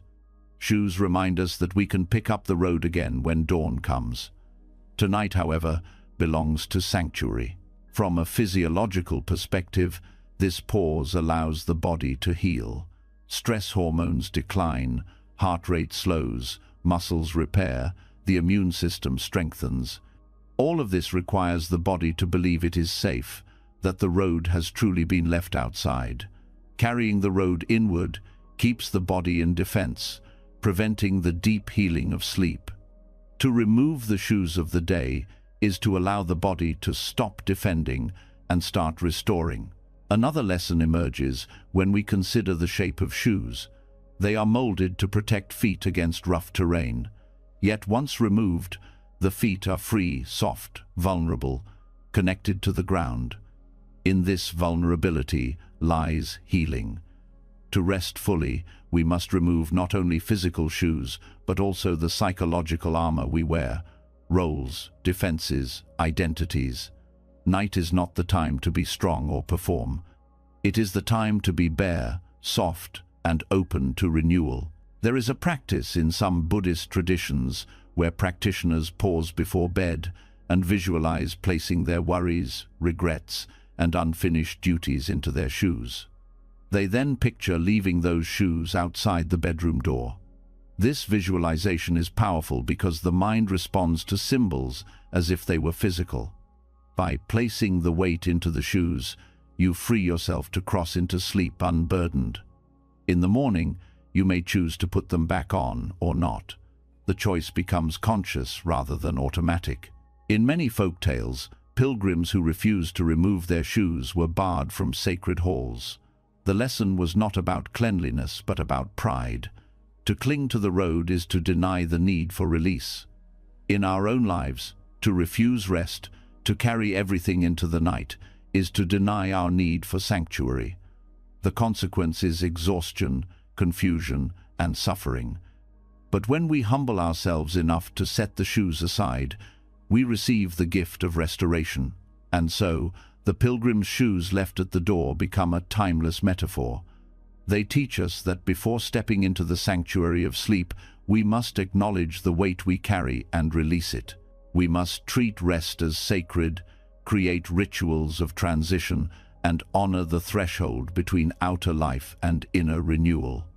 Each night becomes a pilgrimage, each bed a temple, each act of laying down a step into sanctuary. By leaving the shoes of the day behind, you enter the night lighter, freer, and ready to be restored. Leaving the pilgrim's shoes at the door has shown us the wisdom of releasing what clings to the body and the mind, of honoring the threshold between the dust of the road and the sanctuary of rest. Yet once we step across that threshold, there arises another challenge: what to do with the vulnerability of being unarmed, of standing bare without the armor of the day. In Buddhist-inspired folklore, this challenge is expressed through the story of the celestial carp, a fish that must leap across a moonlit stream to find freedom. Its story speaks of courage not in force, but in the willingness to rise from water into air, to embrace risk, and to discover that vulnerability itself is a form of strength. The carp has long held symbolic meaning in Buddhist and Asian traditions. In rivers, it swims against the current, never turning back, enduring obstacles with persistence. But the celestial carp goes further. It is said to leap toward the light of the moon reflected on the stream, crossing from one realm into another. In this act lies a teaching about the courage to move beyond comfort. Water is safe, familiar, and sustaining, yet the carp must leave it, even briefly, to discover a freedom greater than what it has always known. In the same way, we are often asked to step beyond the familiar patterns of thought and protection in order to grow, to heal, and to rest. There is a tale of a fisherman who once watched a carp leap from a stream at night, its scales glimmering like silver under the moon. He asked a monk nearby why the fish would risk leaving the safety of water. The monk replied, "Because it knows that only by rising above its element can it glimpse a greater world." The fisherman understood that the leap itself was an act of courage, not for survival alone, but for vision. For us, the leap happens when we allow ourselves to be vulnerable, when we step beyond the habits of control and into the openness where rest and renewal dwell. Courage in vulnerability is not about heroism in the conventional sense. It is not charging into battle or conquering fear with force. Instead, it is the quiet bravery of allowing the self to be exposed, of acknowledging uncertainty, of trusting the process even without guarantees. Just as the carp must trust the water to catch it again after the leap, we must trust life to hold us when we release control. In the context of rest, this means letting go of defenses, the endless planning, the vigilance, the replaying of mistakes, and allowing the night to carry us. Science has shown that vulnerability is essential for well-being. Studies on emotional openness reveal that suppressing feelings leads to higher stress, poorer health, and disrupted sleep. By contrast, those who practice openness, sharing emotions, accepting imperfection, embracing uncertainty, experience greater resilience and deeper rest. The carp's leap is a metaphor for this openness. To stay submerged in constant defense is to remain safe but limited. To leap is to expose oneself, and in that exposure, to find freedom. In folk traditions, the celestial carp is also connected to transformation. Legends tell of carp that leap high enough to reach the heavens, becoming dragons. The leap itself is the bridge from ordinary to extraordinary. Applied to life, this means that moments of vulnerability, times when we step beyond what is safe, can be the very moments that lead to transformation. Rest, too, requires transformation, from wakefulness to sleep, from tension to ease, from control to surrender. Each night we enact this leap, crossing from one realm to another, trusting the unseen. The carp story also teaches persistence. Many fish may try to leap, but only a few succeed. The courage lies not only in leaping once, but in continuing despite falls. This reflects our own practice of rest. Some nights, sleep may not come easily. The mind may resist, the body may hold tension.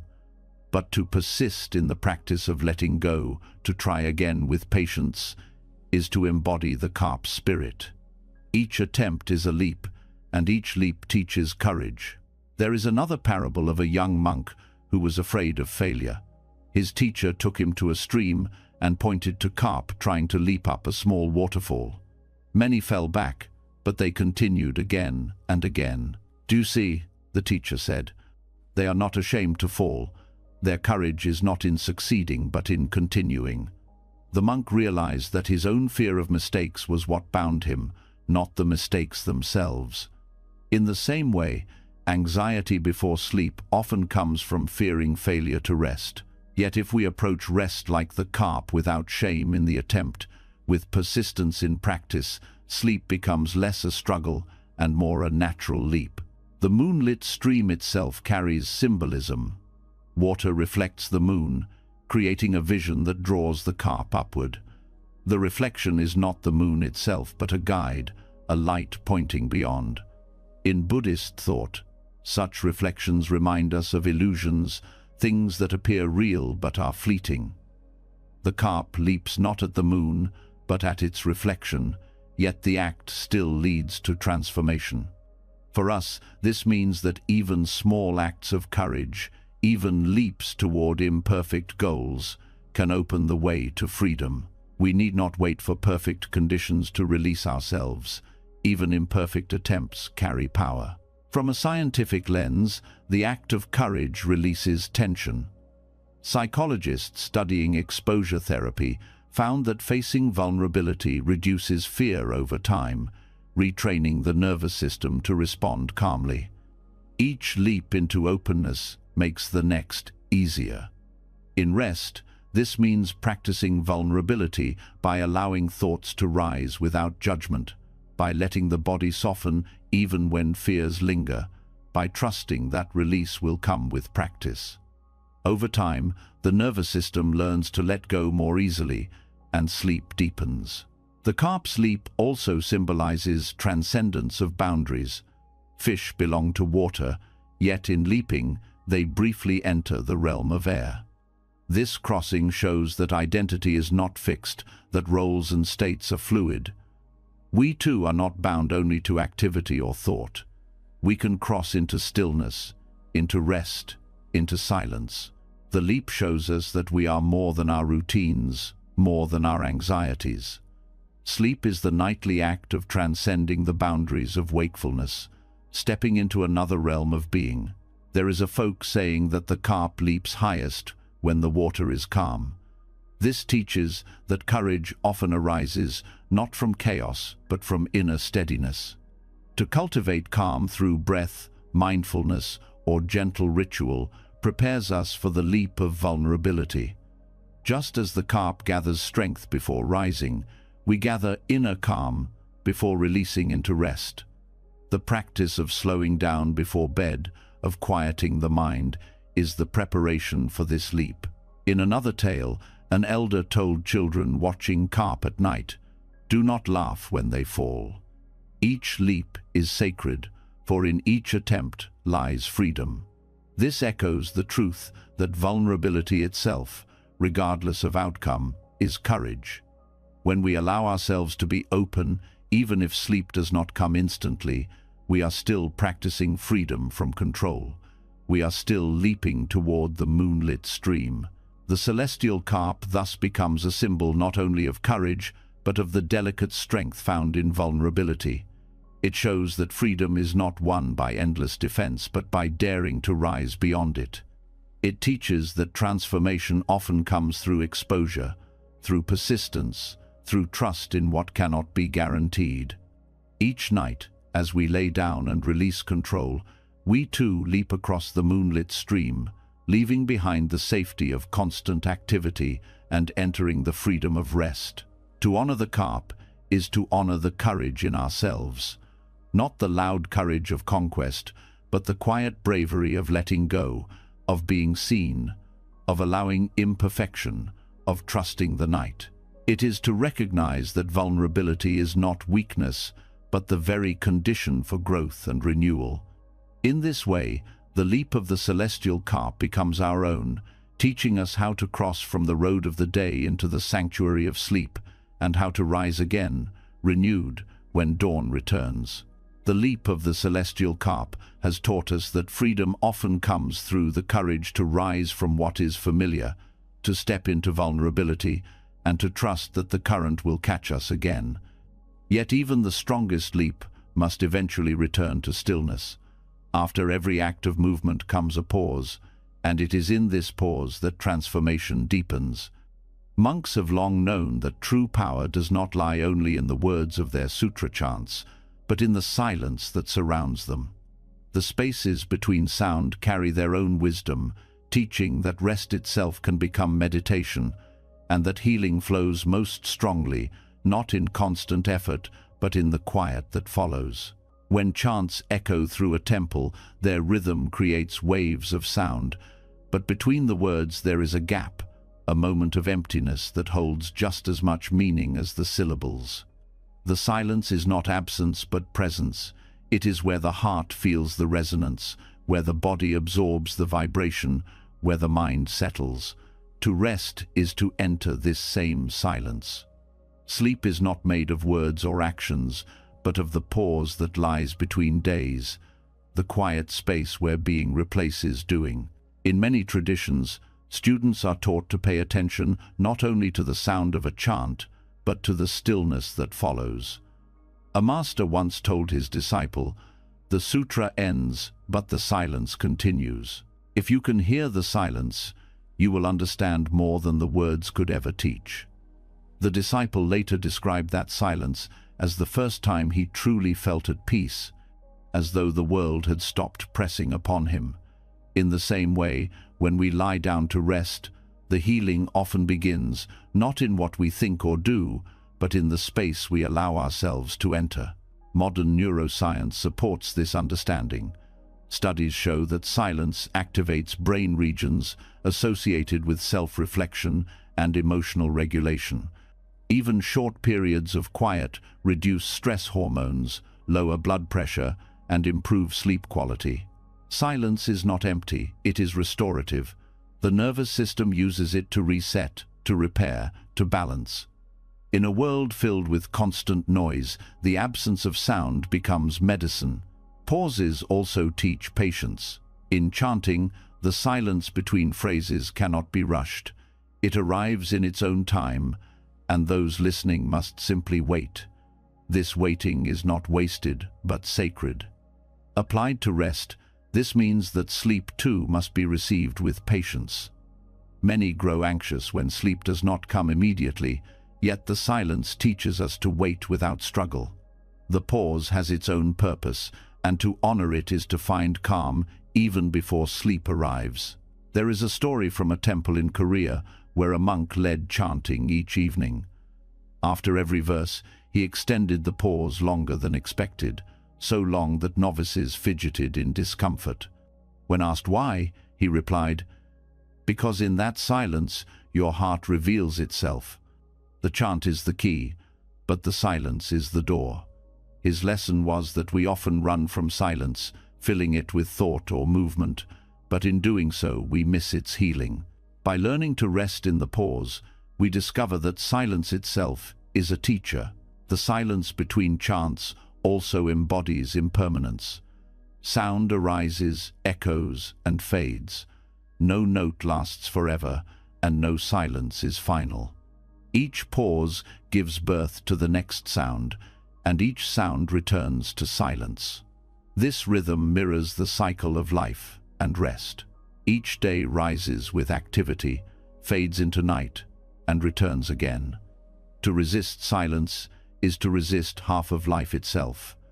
When we accept silence as natural, we ease into rest without fear, trusting the cycle to continue. In daily life, the practice of silence can be cultivated in small ways. Setting aside moments without music, without screens, without speech, allows the mind to reset. These pauses, though brief, prepare the body for deeper rest at night. Just as monks integrate silence into chanting, we can integrate quiet into our routines, letting it become part of our rhythm rather than something unusual.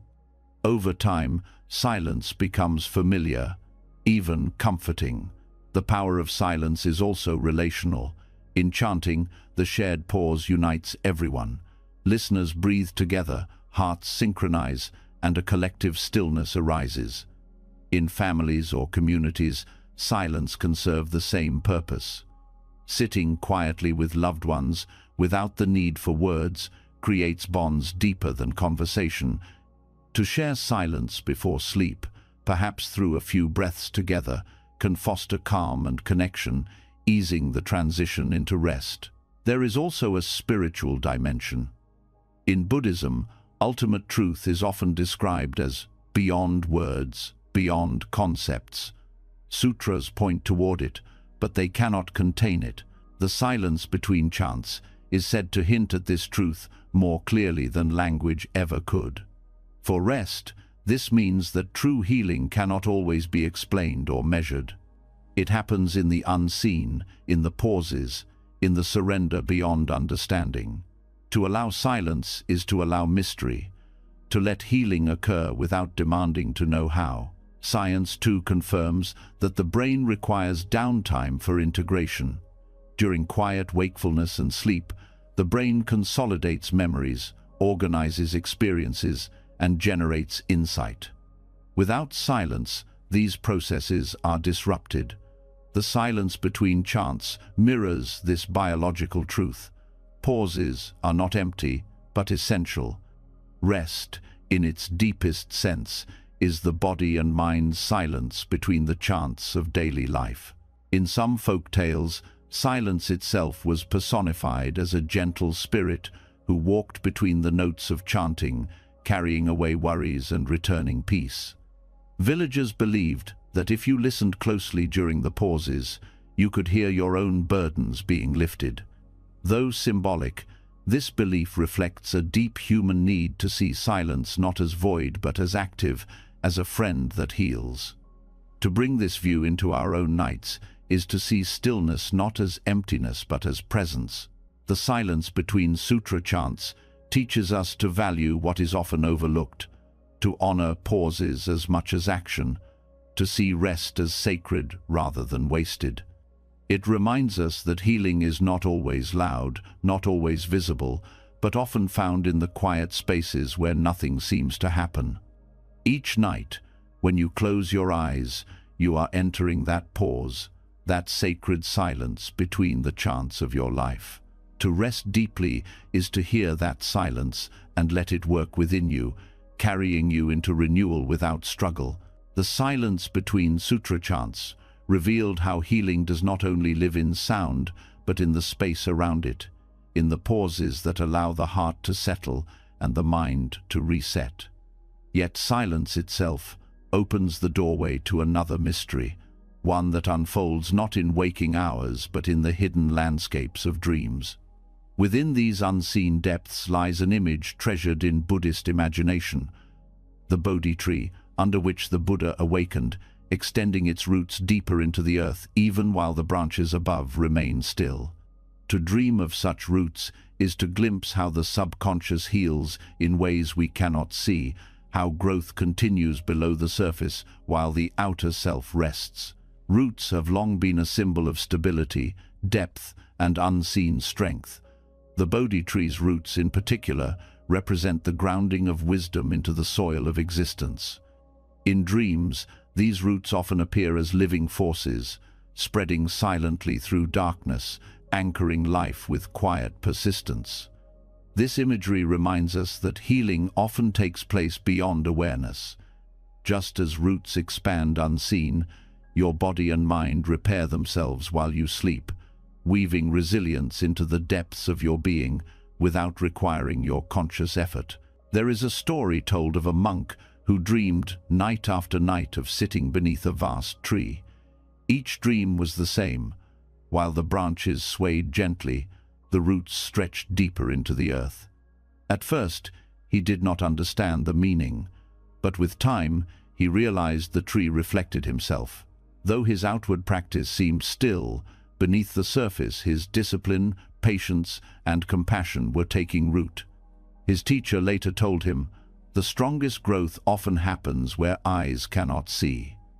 In the same way, when we sleep, we may think nothing is happening, yet the deepest healing occurs in silence, beneath awareness. Modern science confirms this truth.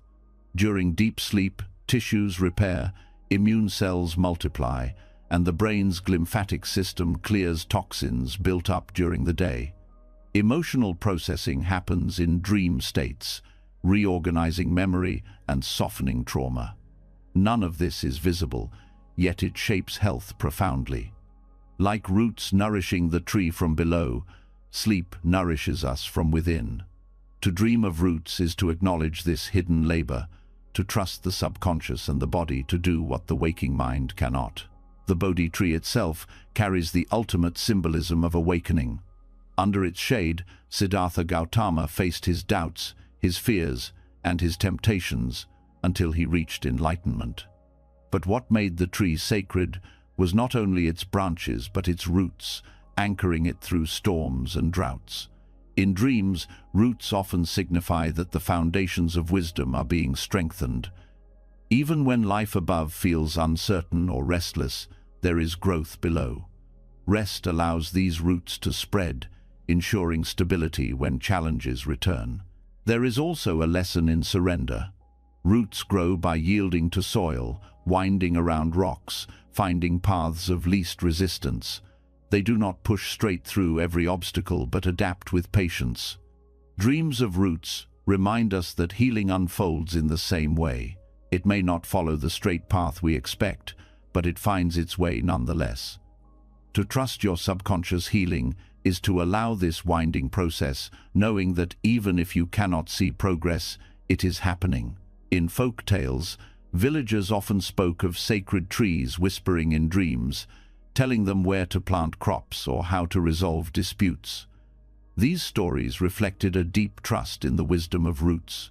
People believed that trees, anchored so firmly, held knowledge of endurance. In modern terms, this mirrors how dreams often reveal hidden insights. The subconscious, working through symbols and images, provides guidance that the waking mind cannot reach. Rest is therefore not idle but fertile, allowing the roots of intuition to grow. The imagery of roots also speaks to interconnectedness. Beneath forests, trees share nutrients and signals through vast root systems.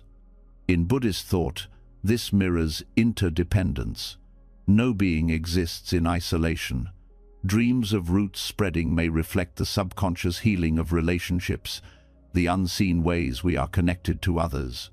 Sleep becomes not only personal restoration, but communal balance, as the subconscious processes bonds, grievances, and compassion. Psychological research supports this. Studies show that during REM sleep, social and emotional memories are consolidated, shaping how we relate to others. This unseen process strengthens empathy and reduces reactivity. Just as roots feed not only one tree but the entire forest, subconscious healing during rest nurtures our relationships and connections. Another aspect of the dream of roots is depth. While branches reach upward toward light, roots delve downward into darkness. This duality teaches balance. Growth is not only reaching higher but also sinking deeper. Dreams of roots remind us that descending into the subconscious, into unacknowledged feelings and forgotten memories, is part of healing. Sleep provides the safe space for this descent, a place where the mind can process what is too heavy for daylight. There is a parable of a novice who feared his dark dreams, thinking they showed weakness. His teacher told him, "Roots grow in darkness. not in light. Without them, no tree stands. The novice came to understand that even disturbing dreams were part of growth, the subconscious working through hidden burdens. The healing was not always gentle, but it was necessary. Rest is the soil where such growth takes place.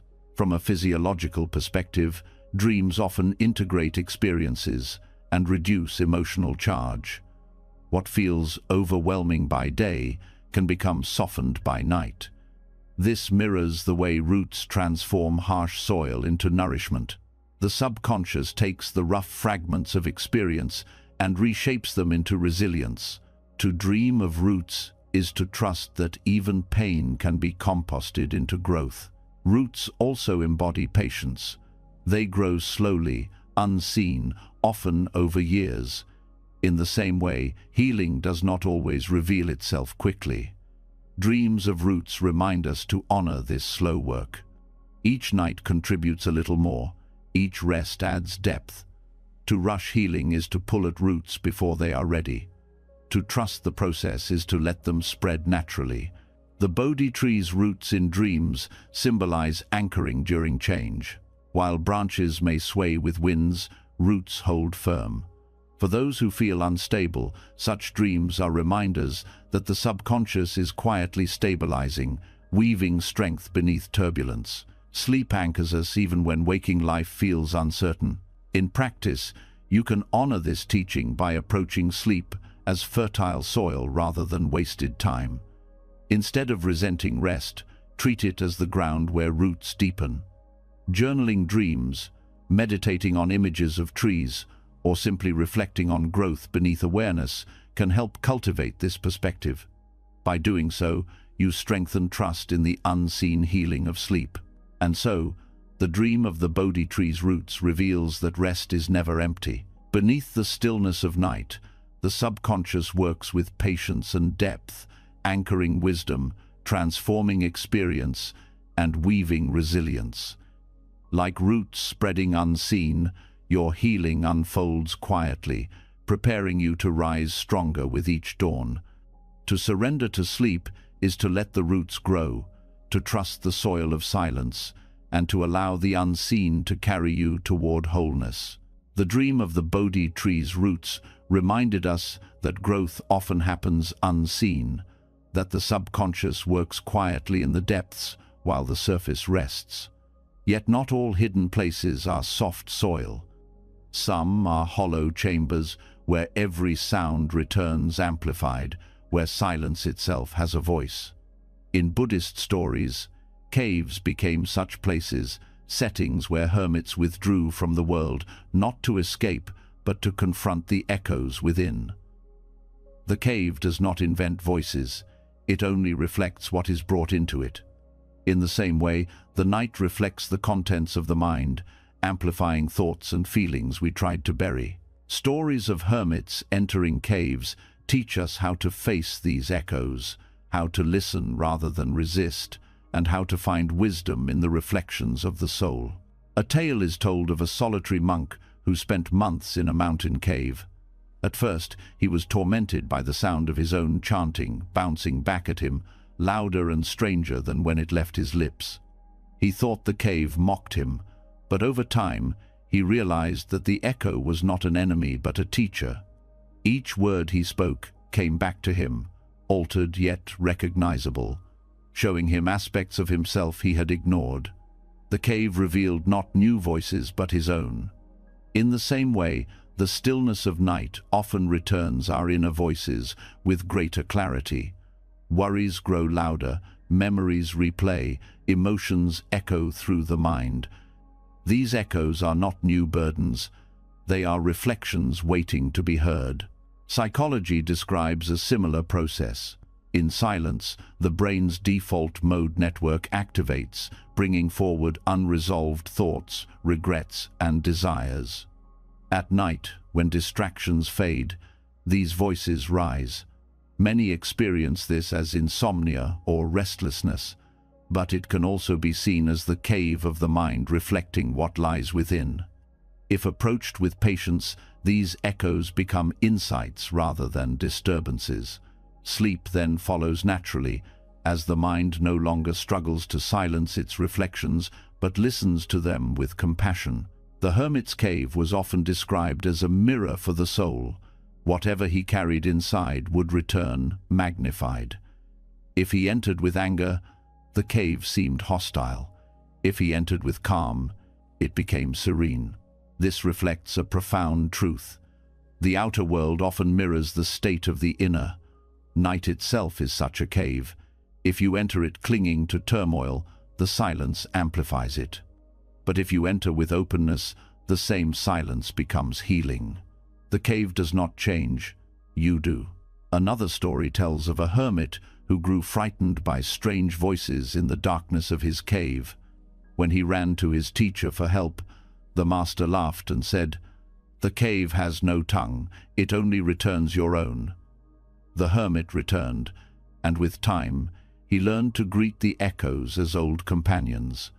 He discovered that fear fades when you stop running from your own voice. At night, when thoughts echo loudly, the same principle applies. Fear grows when we try to silence them, but when we listen, the echo loses its power. From a scientific perspective, acknowledging inner echoes reduces their hold. Cognitive therapies emphasize naming emotions, speaking them aloud or writing them down, as a way to lessen their intensity. The act of recognition transforms echoes into insights. This parallels the hermit's practice. By hearing the cave's reflection clearly, he turned fear into understanding. The cave also symbolizes depth and darkness. Unlike open fields or mountains, caves descend inward. They represent the parts of ourselves we rarely visit: memories, traumas, unspoken desires. Hermits who chose caves understood that spiritual growth required confronting these depths. For modern minds, night offers a similar descent. Dreams and midnight thoughts often bring up what daylight pushes aside. Though uncomfortable, this descent is not punishment but healing. Roots cannot deepen without soil. Wisdom cannot deepen without facing shadows. A parable describes a hermit who chanted every day until the cave seemed to chant back, even when he was silent. At first, he thought he was haunted, but later he realized that the repetition had transformed the cave itself into a companion. His practice had filled the space with resonance, and now silence carried it back. This teaches us that what we put into our minds returns in echoes. If we fill the day with anger, the night will echo it. If we fill it with kindness, the echoes soothe. Rest is shaped not only by how we surrender at night, but by what we carry through the day. Dream research mirrors this. Sleep often consolidates what we focus on before bed. Positive practices, gratitude, gentle breathing, calm reflection lead to more restorative sleep and even kinder dreams. Negative preoccupations echo through the night as restlessness or nightmares. The cave of the mind reflects what we offer it. To shape the echo is to choose carefully what we bring into rest. The cave also offers a lesson about endurance. Hermits often spent years in isolation, listening to echoes, until their fear dissolved into clarity. They discovered that the echo does not harm, it only persists until we accept it. Similarly, the repetitive thoughts at night may seem endless, but with patience, they fade. Anxiety about them feeds the cycle, while acceptance breaks it. The cave teaches that echoes are only as frightening as our resistance to them. There is also beauty in how caves preserve sound. A chant once sung lingers faintly in the walls long after the voice has stopped. This reflects how experiences leave impressions in us. Even when events pass, their echoes remain in memory. Healing involves listening to these echoes and releasing their weight. Ignoring them only leaves them trapped in the walls of the mind. By resting with openness, we allow echoes to fade naturally, freeing space for new resonance. Some folk traditions speak of caves as sacred wombs, places where the earth itself holds life in gestation. Hermits entered not to escape, but to be reborn, emerging with deeper wisdom. Night functions in the same way. Entering rest is entering the cave of the subconscious, where echoes are heard, processed, and transformed. Each morning is an emergence, a rebirth shaped by what we allowed the night to teach us. And so the hermit and the echoing cave remind us that rest is not only stillness, but reflection. Night magnifies what we bring into it, offering us the chance to listen more deeply. If we resist, the echoes grow louder. If we listen, they dissolve into insight. The cave does not change, we do. Sleep becomes not escape, but dialogue, a chance to hear the soul's reflections and allow them to guide us toward renewal. The echoing cave reminded us that what we resist only grows louder, and that true peace comes not from silencing, but from listening to what returns to us. Once the echoes have softened and the heart has steadied, we find ourselves on the ground again, seeking something to rest upon. In temples, that ground is often covered not with gold or stone, but with woven mats, simple objects crafted by hands, yet carrying stories of kindness passed from generation to generation. These mats are not merely surfaces for sitting or lying down. They are threads of compassion woven into form, reminders that rest becomes deeper when it is supported by kindness. A mat in a temple holds the weight of countless monks and pilgrims. Each thread has touched countless lives, absorbing prayers, tears, and moments of stillness. To lie upon such a mat is to be held by compassion itself. The lesson here is that rest is not only physical but also emotional, and compassion is the fabric that softens it. When we rest upon compassion, whether given by others or cultivated within, we release the hardness that prevents true healing. There is a story told of a village woman who spent years weaving mats for the local monastery. She used simple reeds, yet she prayed over each strand, blessing those who would sit upon it. When a weary traveler came to the temple and lay down, he felt a peace he had never known. The monks told him that it was not the reeds, but the compassion woven into them that brought him comfort. This story reminds us that kindness has tangible power. Even the simplest object, when filled with compassion, becomes a vessel of rest. Compassion softens suffering in ways that force never can. Science supports this truth. Studies on compassion-focused meditation show that practicing kindness toward oneself and others reduces stress, lowers cortisol, and increases feelings of safety conditions essential for sleep. Just as mats soften the hardness of the floor, compassion softens the hardness of the heart, allowing the body to release tension and surrender to rest. Without compassion, even the softest bed feels uneasy. With it, even a simple mat can cradle you into peace. The woven mat also teaches about connection. Each strand by itself is fragile, but woven together they form something strong. Compassion works the same way. A single act may feel small, but when combined with others it becomes a network of support. At night, when worries often feel overwhelming, remembering compassion reconnects us to this web. We realize we are not alone. Others suffer and heal just as we do.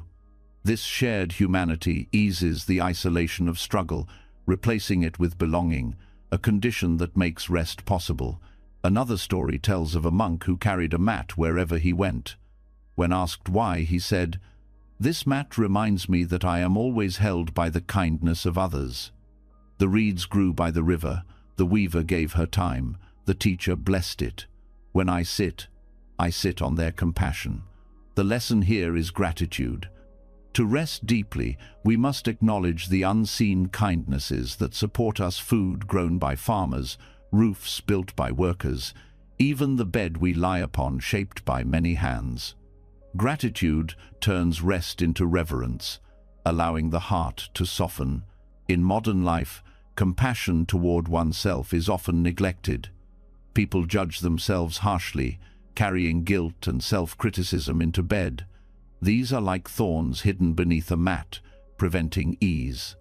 The teaching of the woven mat reminds us to replace judgment with compassion, to speak gently to ourselves as we drift into sleep, saying simple words like, "You did your best today, rest now," can transform rest. Neuroscience shows that self-compassion activates soothing systems in the brain, calming the fight-or-flight response and promoting relaxation. Compassion literally changes the brain's chemistry to support sleep. The act of weaving itself carries wisdom. Each thread crosses another, creating strength in overlap. Compassion, too, is built through practice, one act at a time, interwoven until it becomes part of who we are. Rest can be seen as part of this weaving. Each night we restore not only our bodies but our capacity for kindness. When we neglect rest, compassion frays. When we honor it, compassion strengthens. In this way, sleep is not selfish but service. By caring for ourselves, we preserve the ability to care for others. There is also a symbolic teaching in how mats are placed on the ground.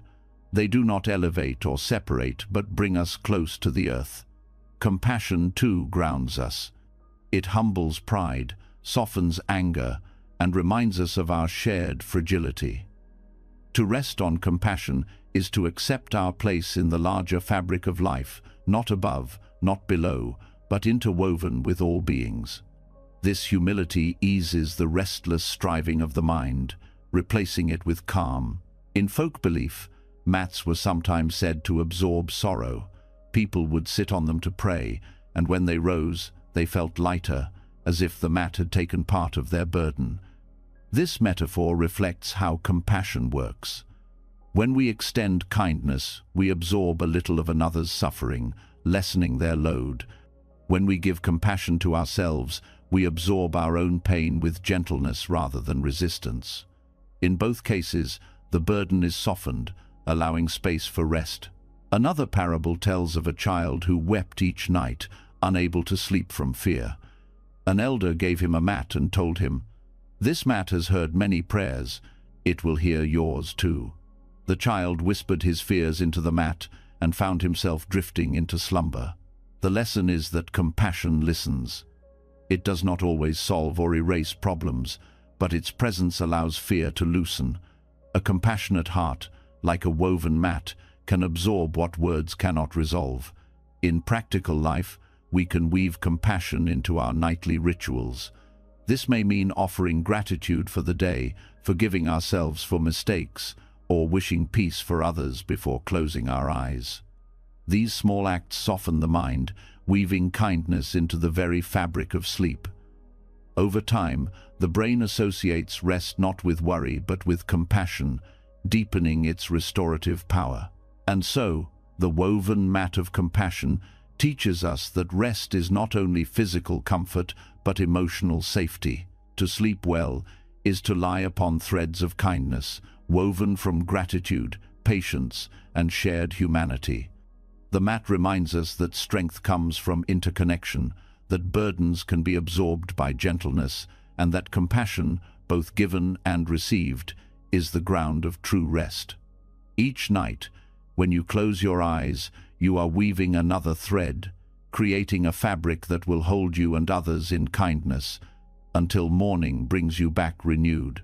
The woven mat of compassion reminded us that rest deepens when it is softened by kindness, that the very ground we lie upon can cradle us when it is woven with care. Yet even with such a foundation, the body still carries pain, the heart still stirs, and the mind still seeks comfort in the darkness.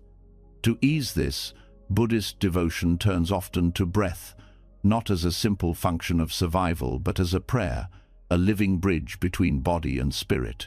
In rare accounts, devotees speak of the healing breath of Avalokiteshvara, the bodhisattva of boundless compassion, whose name is carried gently on each inhale and exhale, transforming the act of breathing into medicine for the soul and a doorway into sleep. Breath has always been a central focus in Buddhist practice, seen as the thread that ties awareness to the present moment. To breathe consciously is to anchor oneself in life's rhythm, to be reminded that every inhale is receiving and every exhale is release. The devotees who invoked Avalokiteshvara through breath discovered that this rhythm could also carry compassion directly into their suffering. On the in-breath, they silently called upon the presence of compassion, and on the out-breath, they released their pain, fear, or fatigue. Over time, the breath itself became a channel of healing, carrying the mind into peace and the body into rest. There is a story from Tibet of a woman who could not sleep after losing her child. Each night, grief rose so sharply that her body trembled. An elder monk taught her to breathe the name of Avalokiteshvara. On the inhale, to hear in her heart the sound Om Mani, and on the exhale, Padme Hum. At first it felt mechanical, but slowly, the repetition became soothing. She described it as though each breath wrapped her in comfort, the pain loosening with every exhale. In time, she fell into gentle sleep, not because her sorrow vanished, but because compassion entered her breath and gave her permission to rest. This teaching reveals that healing is not about erasing suffering, but holding it differently. Breath prayers work by transforming the act of breathing, something automatic and often unnoticed, into a mindful, compassionate rhythm. Science supports this. Studies show that slow, rhythmic breathing calms the parasympathetic nervous system, lowering heart rate, easing blood pressure, and releasing endorphins that reduce pain. Pairing breath with compassionate intention deepens this effect, creating not only physical calm, but emotional safety. Sleep becomes possible because the body and mind finally feel held. The healing breath of Avalokiteshvara also carries symbolic meaning. Avalokiteshvara is said to embody infinite compassion, listening to the cries of all beings. To breathe his name is to align one's own suffering with that vast compassion, to feel less alone in pain. At night, when suffering feels most isolating, this alignment is powerful. Breath becomes both personal and universal, a reminder that countless beings breathe with you, suffer with you, and heal with you. Rest becomes part of a larger fabric of compassion. Another story speaks of a monk who suffered chronic illness. He found himself restless, unable to sleep through the pain. His teacher instructed him to breathe compassion not only for himself, but for all who suffered similar pain. On each inhale, he pictured drawing in strength. On each exhale, he offered compassion to unseen others. He later said, this practice shifted his focus from his own body to the shared humanity of pain, softening his suffering and carrying him into rest. This reflects a core Buddhist principle that compassion expands when it includes others, and in expanding, it heals the self as well. From a psychological perspective, this practice is profoundly effective. Research into compassion meditation shows that extending kindness to others reduces personal suffering, increasing feelings of connection and lowering rumination. When practiced with breath, this compassion is embodied, felt physically with each inhale and exhale. Sleep then arrives naturally, because the mind is no longer consumed by pain or fear, but lulled by compassion's rhythm. Breath prayers also teach patience. Unlike sudden relief, their healing comes gradually, breath by breath, night after night. This patience itself becomes part of the cure, teaching that healing is not a single event, but an ongoing process. In sleep, the body and mind learn to trust this process, letting go of urgency and resting in the slow rhythm of compassion. The imagery of Avalokiteshvara's breath also connects to sound. In temples, chants to the Bodhisattva echo like waves, each one rising and falling like breath. Devotees describe the sound as if the universe itself is breathing. To align personal breath with this cosmic rhythm is to feel part of something vast, dissolving loneliness.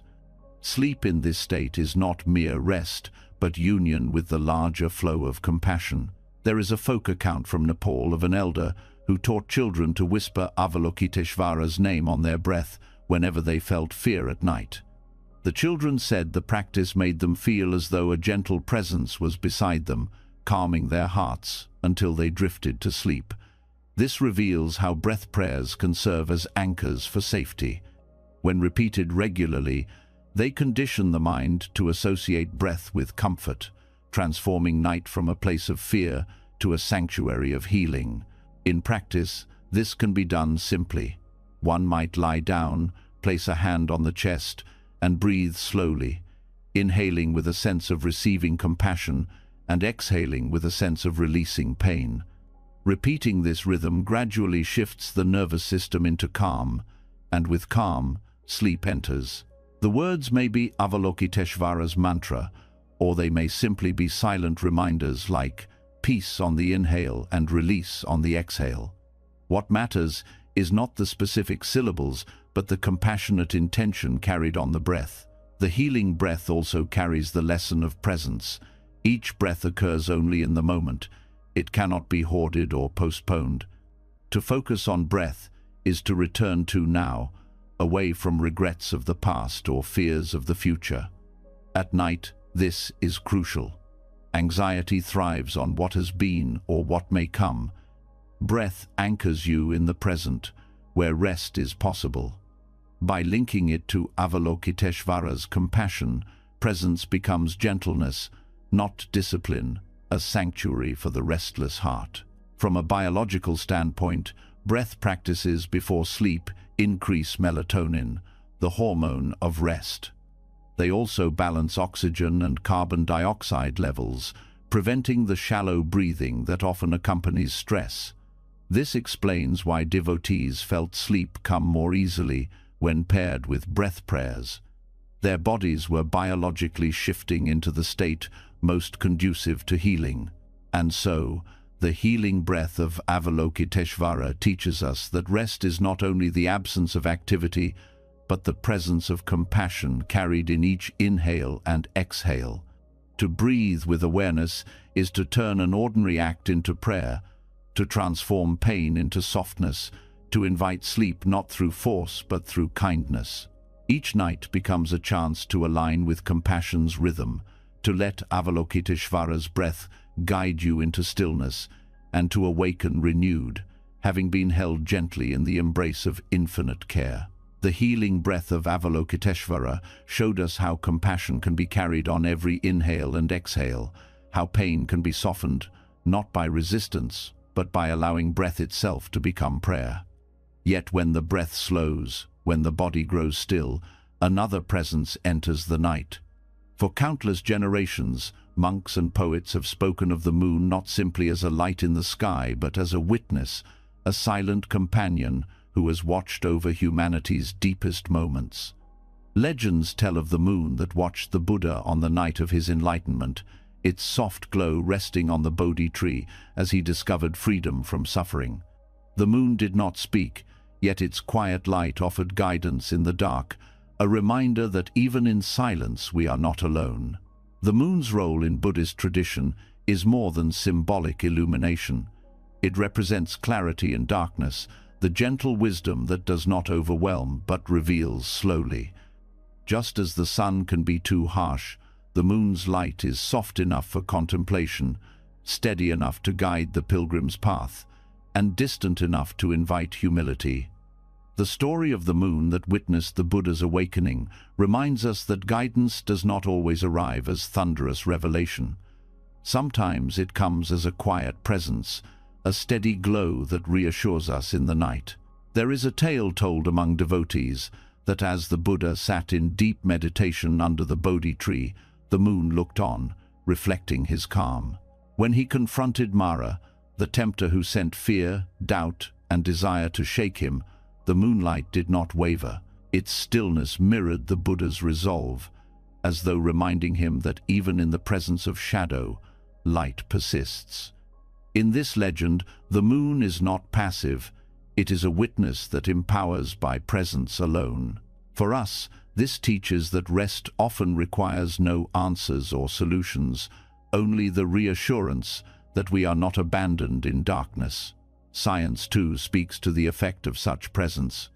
Research on sleep and light shows that natural moonlight influences circadian rhythms, gently synchronizing the body with the cycles of night.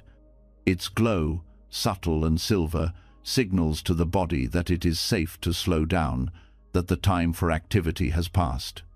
Beyond the biology, there is psychology. The moon has long been a symbol of quiet companionship, a reminder that even in solitude, we are accompanied. To feel accompanied, even by something as distant as the moon, reduces loneliness, softens anxiety, and makes sleep deeper. The moon that watched the Buddha also embodies impartiality.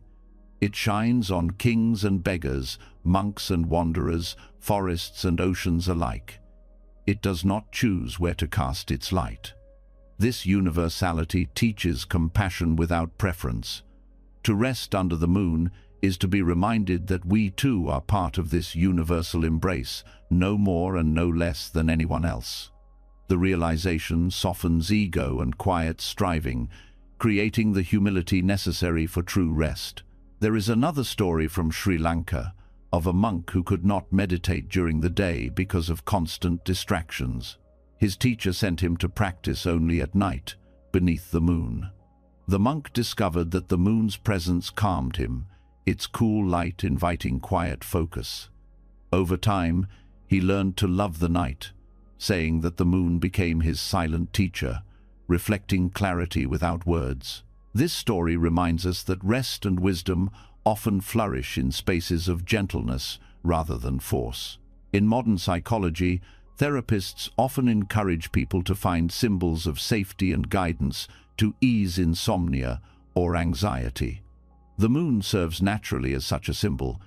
To contemplate its light before sleep, or even to picture it while lying in darkness, can evoke feelings of protection and calm. The subconscious associates the moon with cycles, with the eternal return of light after darkness.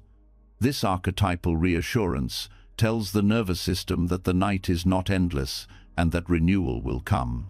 The moon also embodies change while remaining constant. It waxes and wanes, shifts in form, yet it never disappears completely. This paradox teaches resilience. Life changes shape, but its essence remains.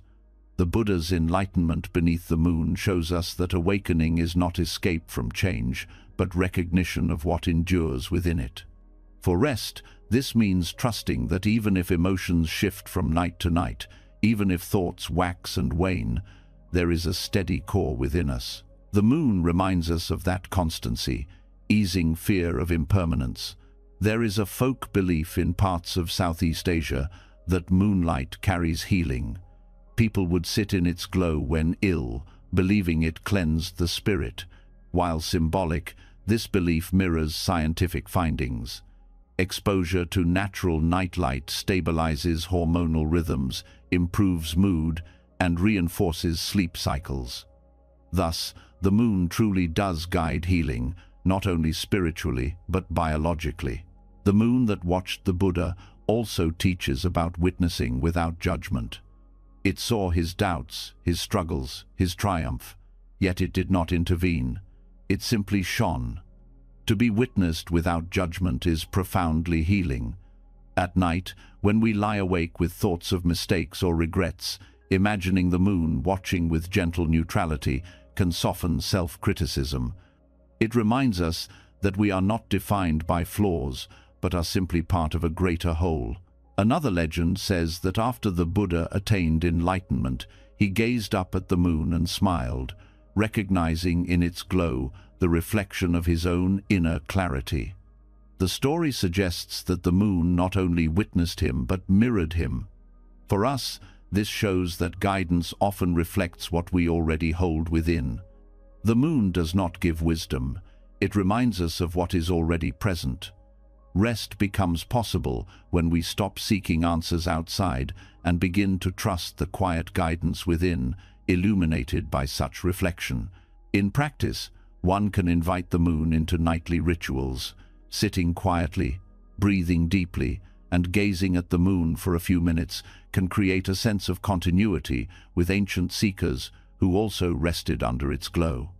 Even if hidden by clouds, picturing the moon above can evoke the same calm. These practices turn the moon into a companion of sleep, a gentle reminder of guidance and protection in the dark. And so, the moon that watched the Buddha teaches us that rest does not come from control, but from quiet guidance. It shows us that presence, impartiality, and gentle light are enough to carry us through darkness. Each night, whether seen or unseen, the moon is there, watching, steady, reflecting clarity. To rest under its gaze is to remember that we are never alone, that wisdom is quietly available, and that even in the deepest night there is always light.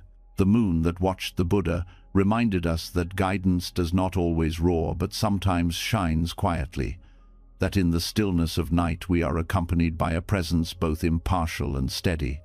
Yet light alone cannot ease the restless heart if trust is missing. Even under the moon, a mind that trembles with fear will find no rest. In the old Jataka tales, there is a forgotten story of a sparrow, small and fragile, who found sleep not through strength but through trust. This tale reveals that the foundation of true rest is safety. When the heart feels secure, the body releases, and sleep arrives without resistance. The sparrow was said to live on a branch of a great tree. Each night, predators roamed below, and storms shook the branches. Other animals could not understand how such a tiny creature could close its eyes and sleep without fear. But the sparrow trusted the branch, the wind, and the cycle of night itself. Its safety was not in controlling the world, but in yielding to trust. This story, though simple, carries wisdom for our own restless nights. Fear and vigilance are what prevent us from surrendering to sleep. Trust and safety are what allow us to release. Fear, whether subtle or sharp, keeps the body in a state of alertness. Science explains this as the activation of the sympathetic nervous system, the same system that prepares us to fight or flee. When it remains active, the body cannot descend into deep sleep. This is why unresolved stress, anxiety, or trauma disrupts rest. The sparrow teaches us another way, to cultivate safety even in the presence of uncertainty. Its trust was not in the absence of danger, but in its capacity to be held by something larger than itself. There is a parable of a monk who asked his teacher how to sleep peacefully despite his fears. The teacher pointed to a sparrow resting on a swaying branch and said, "See how it sleeps without clinging. It does not tie itself to the branch, nor does it watch the sky all night. It sleeps because it trusts."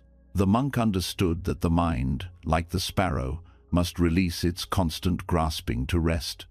Trust becomes the pillow on which the soul lies down. In psychological terms, this relates to the concept of felt safety. It is not enough for the environment to be objectively safe. The body must perceive it as such. Trauma researchers emphasize the importance of creating signals of safety, soft lighting, steady breath, soothing rituals that tell the nervous system it can stand down. This is how we build the conditions for rest, the human equivalent of the sparrow's trust in its branch. The sparrow's story also reminds us of humility. Being small did not prevent it from finding rest. In fact, its fragility made its trust even more powerful. Many people believe they must be strong, flawless, or in complete control before they can allow themselves to rest. But the sparrow teaches that rest is not earned through strength, but given through surrender. To sleep is to admit vulnerability, and vulnerability requires trust. Another story tells of villagers who noticed sparrows sleeping peacefully, even as storms rattled rooftops. They asked a wise elder how such tiny birds could rest so easily. The elder said, "The sparrow does not try to stop the storm. It accepts its place in the world, and in that acceptance, it finds peace." The lesson is clear. Much of our fear comes from the desire to control what cannot be controlled. When we release this demand, sleep becomes possible even in the midst of uncertainty.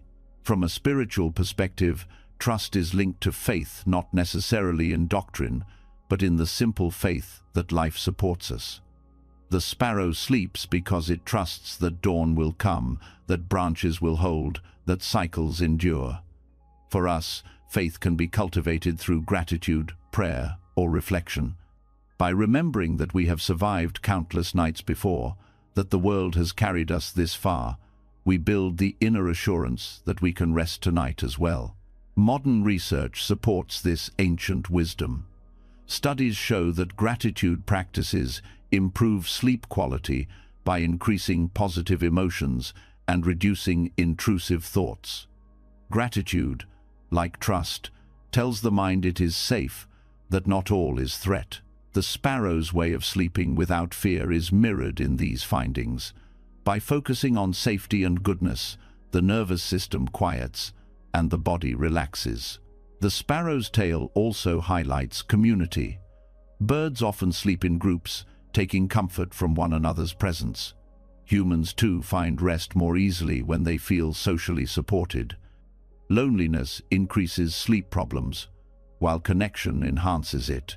Compassion, forgiveness, and closeness all weave the net of safety that allows rest.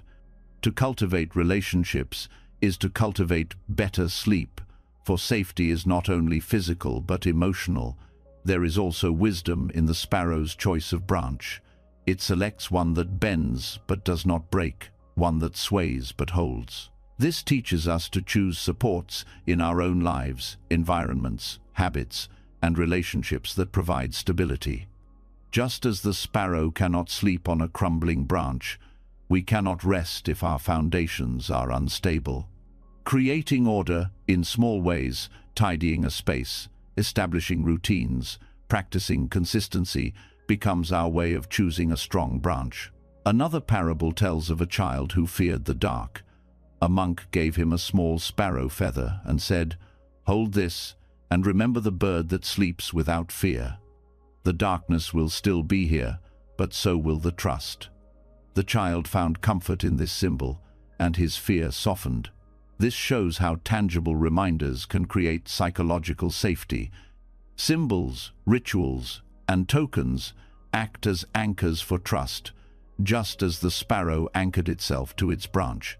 From a physiological standpoint, practices such as slow breathing, progressive relaxation, or repeating calming words before sleep signal the body to lower its guard. These are human equivalents of the sparrow's trust ways of telling the body it can release vigilance. Over time, the body learns to associate these rituals with safety, making rest deeper and more reliable. The sparrow who slept without fear teaches us that rest is not about eliminating all threats, but about cultivating trust strong enough to release into vulnerability.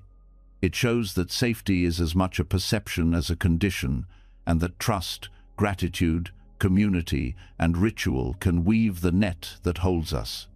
In this way, we too can become like the sparrow, closing our eyes in the night, not because danger has vanished, but because compassion and trust tell us we are safe enough to rest. The sparrow who slept without fear reminded us that safety is not the absence of storms, but the presence of trust. That rest comes when the heart feels secure enough to release. Yet trust alone is not always enough, for there are shadows within that stir at night, fears and memories that rise when silence deepens. In Buddhist stories, there is one of a monk who discovered that the only way to quiet the darkness was not to fight it, but to befriend it. His journey shows how embracing inner fears transforms nightmares into guides, how the shadow we run from can become a teacher of wisdom when we dare to meet it. The monk's story begins with nights haunted by visions. Each time he closed his eyes, images of failure, loss, and hidden desires returned to him in dreamlike forms. At first, he prayed for them to vanish, but the more he resisted, the stronger they seemed to grow. Finally, he sought counsel from his teacher, who told him, "The shadow follows you because you run. Stop running and you will see its face." So the monk chose to sit with his fears, to invite them in rather than drive them away. What he found was that the shadow was not a monster, but a mirror, reflecting the parts of himself he had not yet accepted. This story reflects a profound truth about nightmares and fears. They often represent the aspects of ourselves we avoid in waking life. Psychology confirms this. Carl Jung spoke of the shadow as the unconscious side of the personality, holding suppressed emotions and unacknowledged traits. Nightmares, in this view, are attempts of the psyche to bring attention to what we have ignored. By befriending the shadow, listening, learning, integrating, we transform fear into wisdom. The monk's discovery was not mystical but deeply human. What we resist imprisons us, but what we embrace teaches us. There is a parable of another monk who dreamed of being chased by a beast. Night after night, he ran until exhaustion woke him. Finally, he turned and faced the beast, asking, "Why do you pursue me?" The beast stopped, softened, and replied, "Because you would not listen." From then on, the monk slept peacefully, knowing that his nightmares were not enemies but messengers. For us, this means that fears surfacing at night are not signs of weakness but invitations to healing. Modern neuroscience aligns with this teaching. Research into dreaming shows that the brain processes unresolved emotions through symbolic images during REM sleep. Nightmares, though distressing, help integrate trauma and regulate fear responses. People who confront their nightmares with curiosity rather than avoidance often find them less frightening over time. This mirrors the monk's practice. By befriending the shadow, he turned fear into growth. The practice of befriending the shadow begins with recognition. Instead of labeling fears as intrusions, we acknowledge them as parts of the self. This requires compassion. Just as Avalokiteshvara's breath softens pain, compassion softens fear. Saying to oneself, "This fear is part of me, and I will listen," transforms the relationship. Rest then becomes possible, not because fear is gone, but because it no longer dominates. There is another tale of a hermit who lived in a cave and was tormented by shadowy figures that appeared at night. He tried chanting louder, praying harder, and meditating longer, but nothing silenced them. One evening, exhausted, he offered them tea in his dream. To his surprise, the shadows sat quietly with him, and their forms began to dissolve. He realized that his own kindness had transformed them. The lesson is that resistance feeds fear, but acceptance disarms it. Nightmares become less threatening when we treat them with curiosity and gentleness. From a therapeutic perspective, this aligns with exposure therapy and lucid dreaming techniques. Patients are taught to face fears gradually, to rewrite nightmares, or to engage them in dialogue. Studies show this reduces distress and improves sleep quality. The monk who befriended his shadow anticipated this wisdom centuries earlier, discovering through experience that fear diminishes when met rather than fled. The shadow also symbolizes the unknown within us. Many fear what they do not understand, but in facing it, they uncover hidden strengths.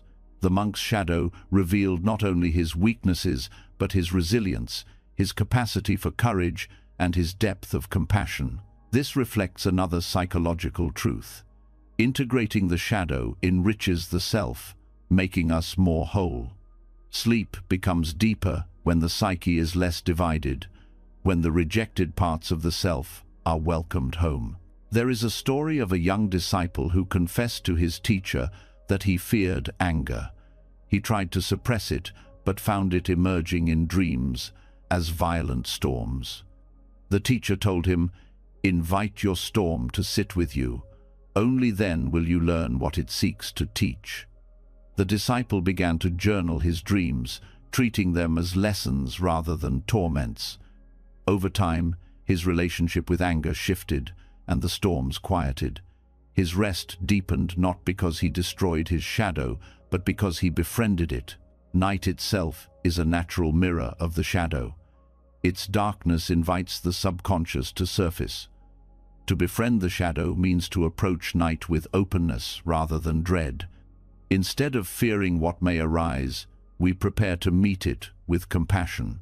Rituals before bed, such as breathing, prayer, or writing, can serve as gestures of welcome, telling the mind that all parts of the self are safe to appear. This attitude changes the tone of dreams, turning them into dialogues rather than battles. From a spiritual standpoint, the shadow is not separate from enlightenment. The Buddha faced Mara under the Bodhi tree, encountering fear, desire, and doubt before awakening. Mara was not destroyed, but recognized as part of the path. Likewise, our shadows are not barriers, but companions in growth. Each nightmare, each fear, is a Mara that can be acknowledged. In doing so, we follow the same path of transformation, turning what seemed like an obstacle into a teacher. Biology again supports this wisdom. Research shows that when people reinterpret nightmares as opportunities for growth, their stress responses decrease. The body relaxes, sleep improves, and resilience grows. Fear loses its grip when reframed as guidance. The monk's experience becomes practical advice, to treat shadows not as threats, but as lessons. The monk who befriended his shadow shows us that rest is not always about escaping fear, but about transforming our relationship with it. Nightmares do not need to be banished, they can be heard. Shadows do not need to be denied, they can be befriended. By doing so, sleep becomes more than escape. It becomes a field of wisdom where the self integrates and heals. To rest deeply is to lie down, not in denial of fear, but in companionship with it, knowing that the night, like the shadow, is not an enemy, but a teacher waiting to be embraced. The monk who befriended his shadow reminded us that what we fear most often hides the wisdom we need, that rest deepens not by fleeing from darkness, but by embracing it with compassion. Yet, after shadows have been faced, the heart still needs to learn the art of surrender, the gentle release that keeps the spirit from sinking under its own weight. Zen stories often teach this through the simplicity of tea. In one ceremony, a master dropped a leaf into a bowl of water. It did not sink, nor did it fight to stay afloat. It rested lightly, carried by the surface. This small image became a profound metaphor. The tea leaf that floated without sinking shows how surrender, not struggle, is the way to ease restlessness and invite true peace. The tea ceremony in Zen is never about drinking alone. Every gesture, every sound, and every pause is a teaching. The leaf that drifts on the surface of water is not passive, it accepts the water fully, yielding to it without losing its own shape. In the same way, rest is not about forcing stillness, but allowing life to hold us without resistance. When we fight the current, we sink. When we yield, we float. This is the essence of surrender. There is a story of a young monk who grew frustrated during meditation. His thoughts pulled him down, like stones dragging him into restlessness. His master gave him a cup of tea and dropped a leaf on its surface. "Watch," the master said.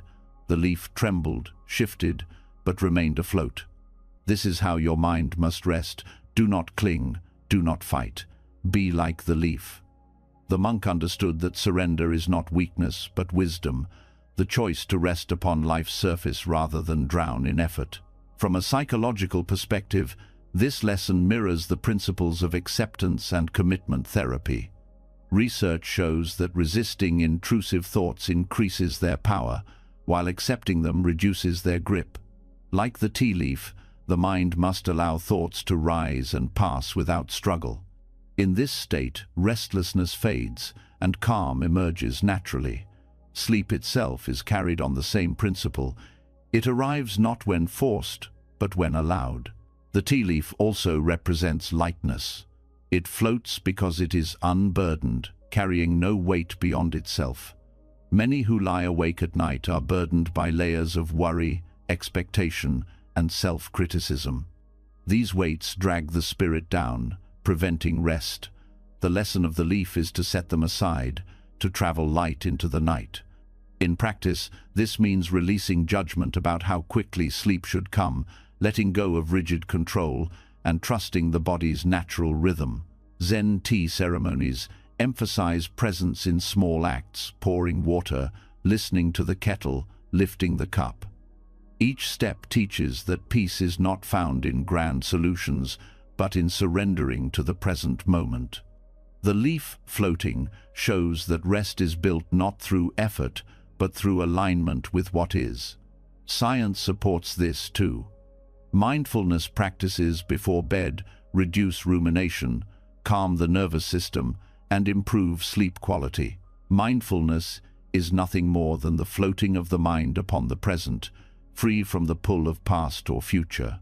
There is another parable of a traveler who came to a tea house, restless from his long journey. The master served him tea but filled the cup until it overflowed. "Why do you pour so much?" the traveler asked.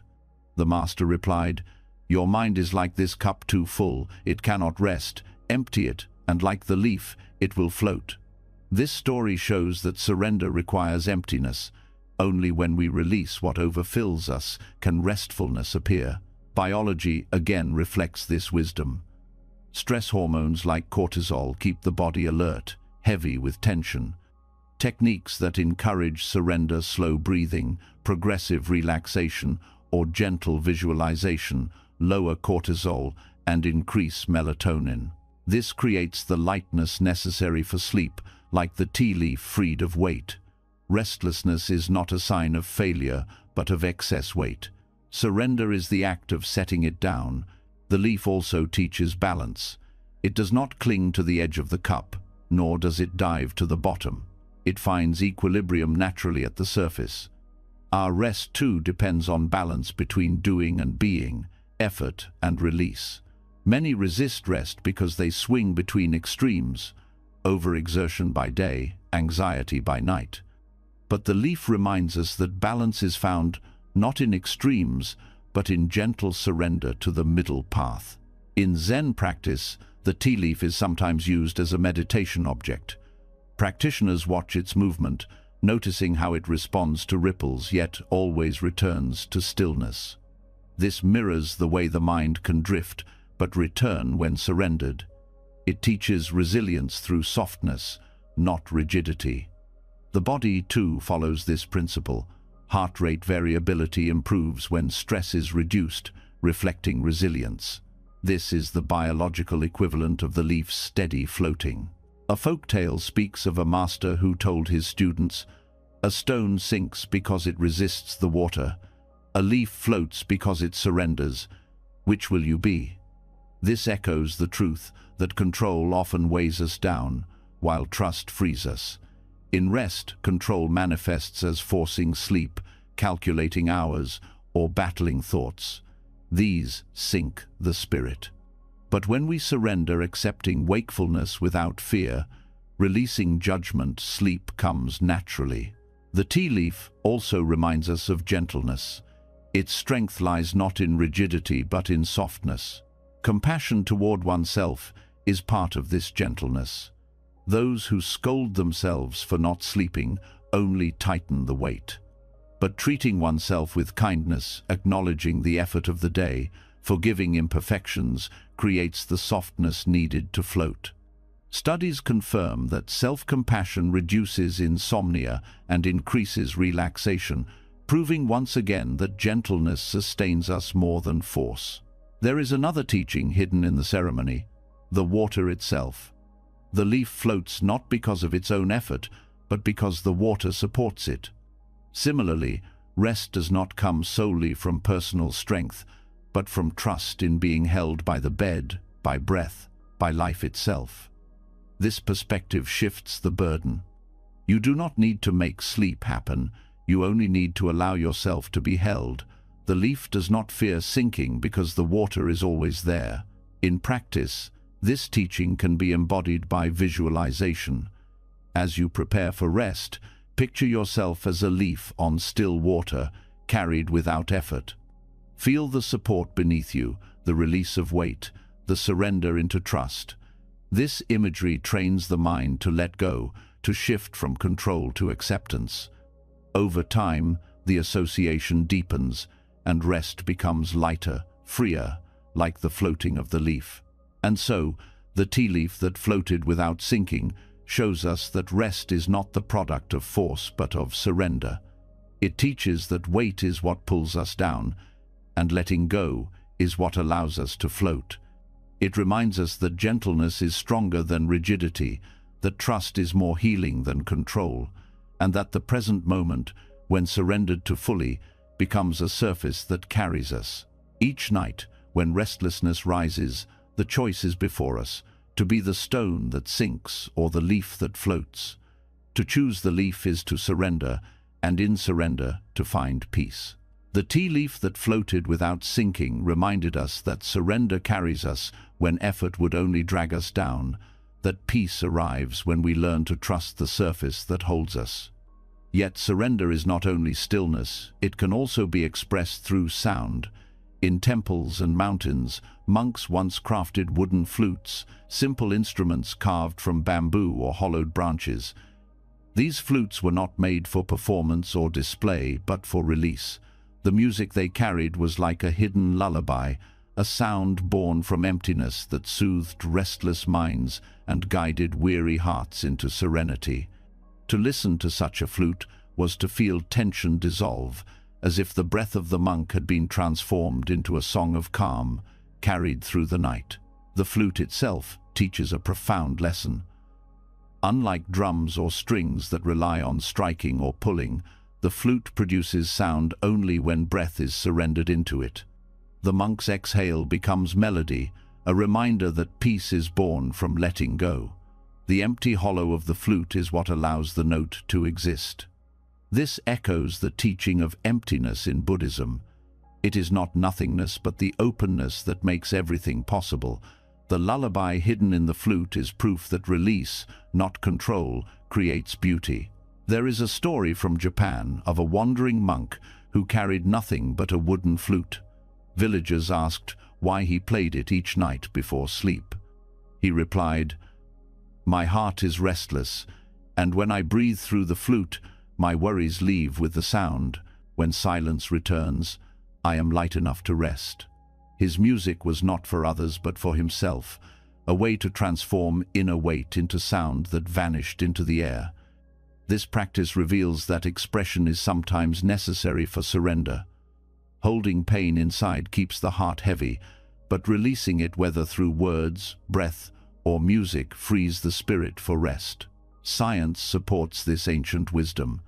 Studies on music therapy show that wind instruments, especially flutes, have profound calming effects. The act of controlled exhalation regulates the nervous system, stimulating the vagus nerve, slowing heart rate, and easing anxiety. The listener, too, benefits, as the soft tones reduce cortisol and promote alpha brainwaves associated with relaxation. In both player and listener, the flute becomes a channel of release, turning breath into healing. The wooden flute also reflects impermanence. Each note exists only for a moment, fading quickly into silence. This transience is its beauty. In rest, the same truth applies. Sleep is not permanent but cyclical. Dreams come and go, and nothing remains fixed. To accept this is to let go of the fear of holding on. The lullaby of the flute teaches us to cherish the fleeting sound and then release it, just as we cherish the moment before drifting into sleep. Another tale tells of a monk who carved a flute from bamboo struck by lightning. He believed the scarred wood carried resilience. When he played it, the sound was low and haunting, yet villagers said it calmed their fears.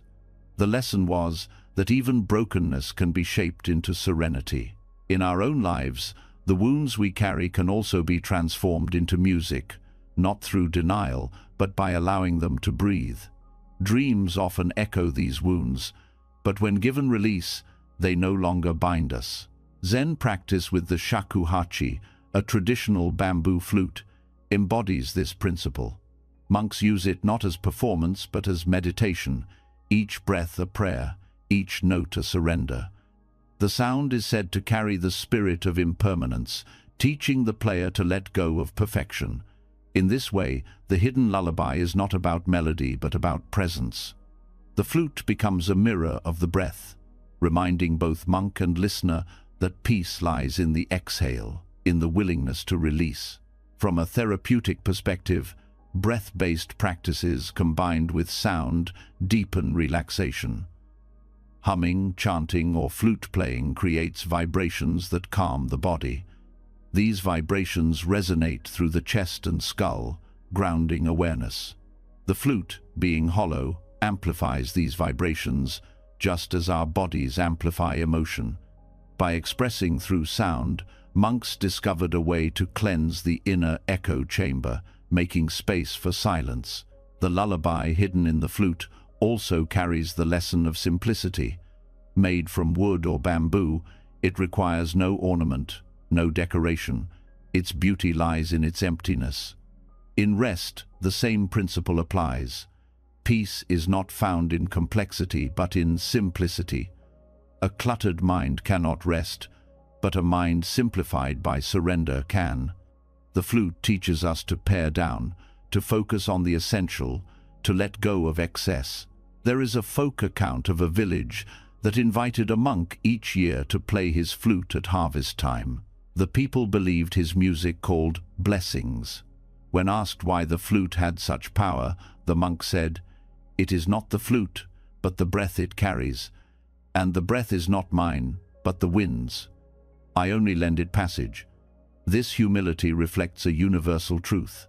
We are vessels, not owners, of life. Rest deepens when we stop trying to control every detail and instead allow life to flow through us. In practice, one can adopt the spirit of the wooden flute without playing an instrument. Breathing slowly and audibly, sighing with release, or even humming gently before bed replicates the effect. These acts transform the breath into sound, carrying weight outward. Visualizing the body as a flute, hollow and open, can also help. In this image, every exhale becomes music, every release a lullaby to the self. And so, the hidden lullaby in a wooden flute teaches us that serenity arises from release, that beauty comes not from clinging but from allowing emptiness to carry breath into sound.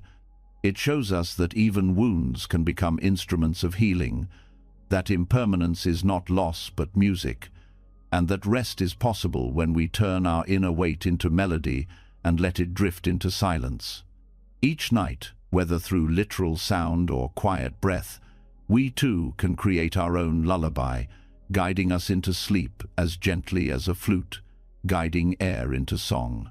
The hidden lullaby in a wooden flute revealed how release becomes music, how breath turned into sound can calm even the most restless spirit. But when the song fades, silence often fills again with thoughts, endless footsteps of the mind crossing back and forth, echoing as though they will never stop. In Buddhist parables, these footsteps are likened to travelers passing over an old bridge. The bridge does not cling to them, nor does it resist. It simply allows them to cross, and then returns to stillness. This image teaches us how to ease our attachment to intrusive thoughts, to hear them as footsteps passing rather than as truths that must remain. The old bridge stands as a witness to countless journeys. Day after day, villagers, pilgrims, and animals walk across it. Each step creates a sound, and then it fades into distance. The bridge never tries to hold on to the traveler's weight, nor does it mourn their departure. It simply endures, steady and silent. Thoughts, too, are like footsteps. They arise, make noise in the mind, and fade if allowed. The trouble begins only when we cling, when we try to chase or capture them, as though every sound must be ours to keep.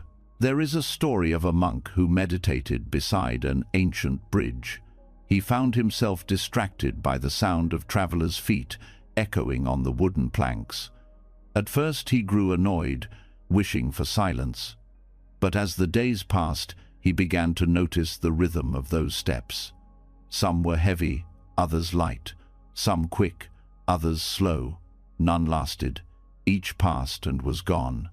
In time, he realized the bridge was teaching him impermanence. His own thoughts, too, were only passing sounds. From then on, the echoes no longer disturbed him. They reminded him that nothing stays. This teaching aligns with modern psychology. Intrusive thoughts are common, yet their power comes not from their presence, but from our reaction. Cognitive science shows that the brain produces thoughts continuously, many of them random and fleeting. When we resist or fixate, they gain weight. When we allow them to pass, they dissolve. The bridge metaphor gives us a way to visualize this. Thoughts are footsteps. Let them cross. Do not hold them, and they will fade on their own. The bridge also symbolizes endurance. It has stood for centuries, though countless steps have crossed it.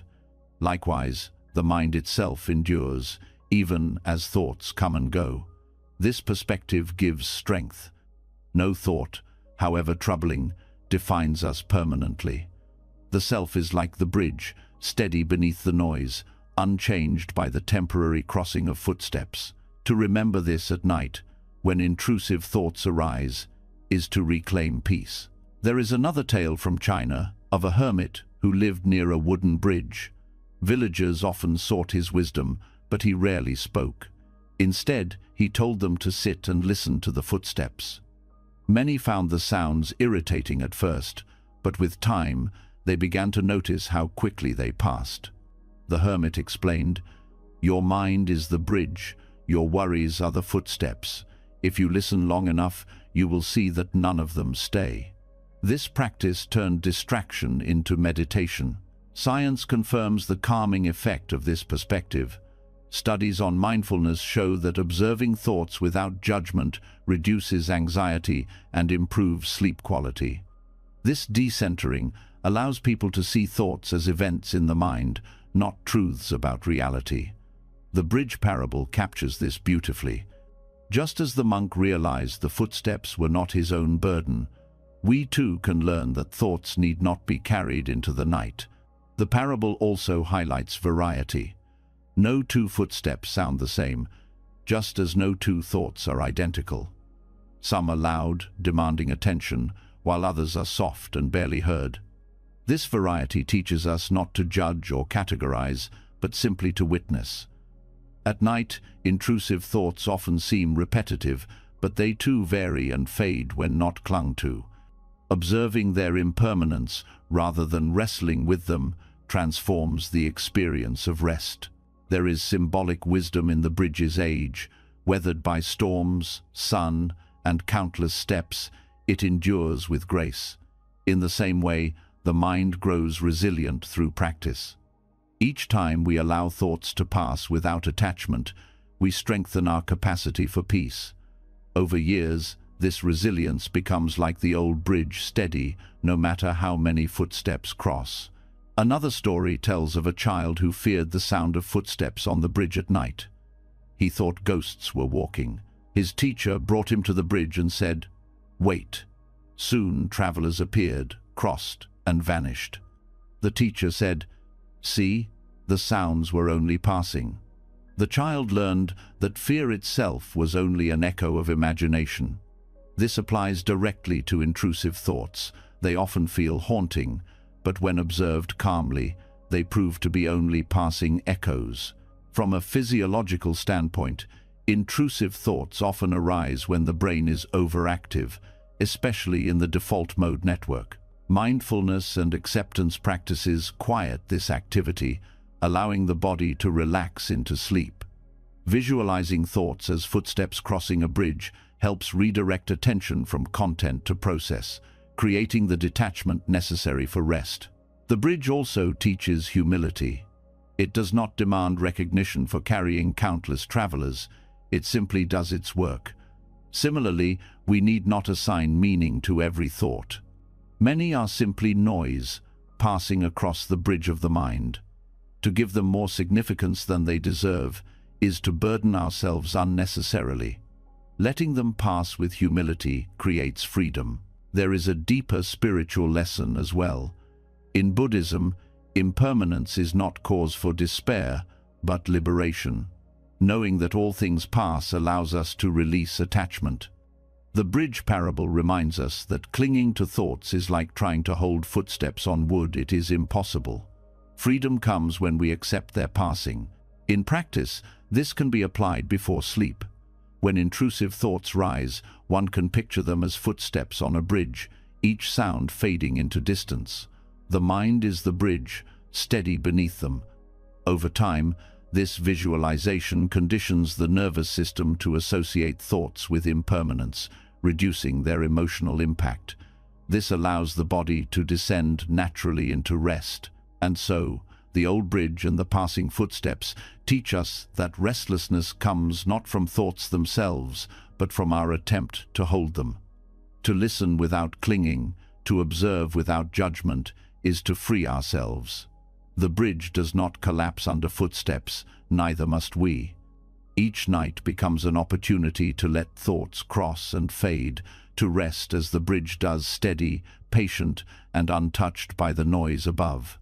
As our journey through these 3 hours of calming Buddhist stories draws to a close, take a moment to notice how far you've traveled, from the still pond that taught you to let the mind settle, to the bamboo that showed the strength of release, to the empty bowl that reminded you to receive rest without struggle. You walked beneath the moon that watched the Buddha, listened to the monastery bell at dusk, and learned from the candle's final flame. You found patience in a pillow, trust in a sparrow, and courage in the leap of the celestial carp. You sat with the hermit in the echoing cave, rested on the woven mat of compassion, breathed with Avalokiteshvara, and floated as lightly as a tea leaf. You heard the hidden lullaby of a wooden flute, felt the impermanence of footsteps on an old bridge, and through it all discovered that sleep is not simply silence, but a path of healing, wisdom, and renewal. Each parable has been a lantern, guiding you closer to the kind of rest that heals from within, the rest that transforms not only the night, but the day that follows. If any of these stories touched you, I would love to hear your reflections. Share in the comments which teaching spoke most deeply to your heart, so that others may be inspired by your experience. And if you wish to continue walking this path of wisdom and calm, make sure you subscribe to the channel. That way, you won't miss the next journey into stories that heal, inspire, and carry you gently toward peace. May your nights be serene, your dreams light, and your heart always open to rest.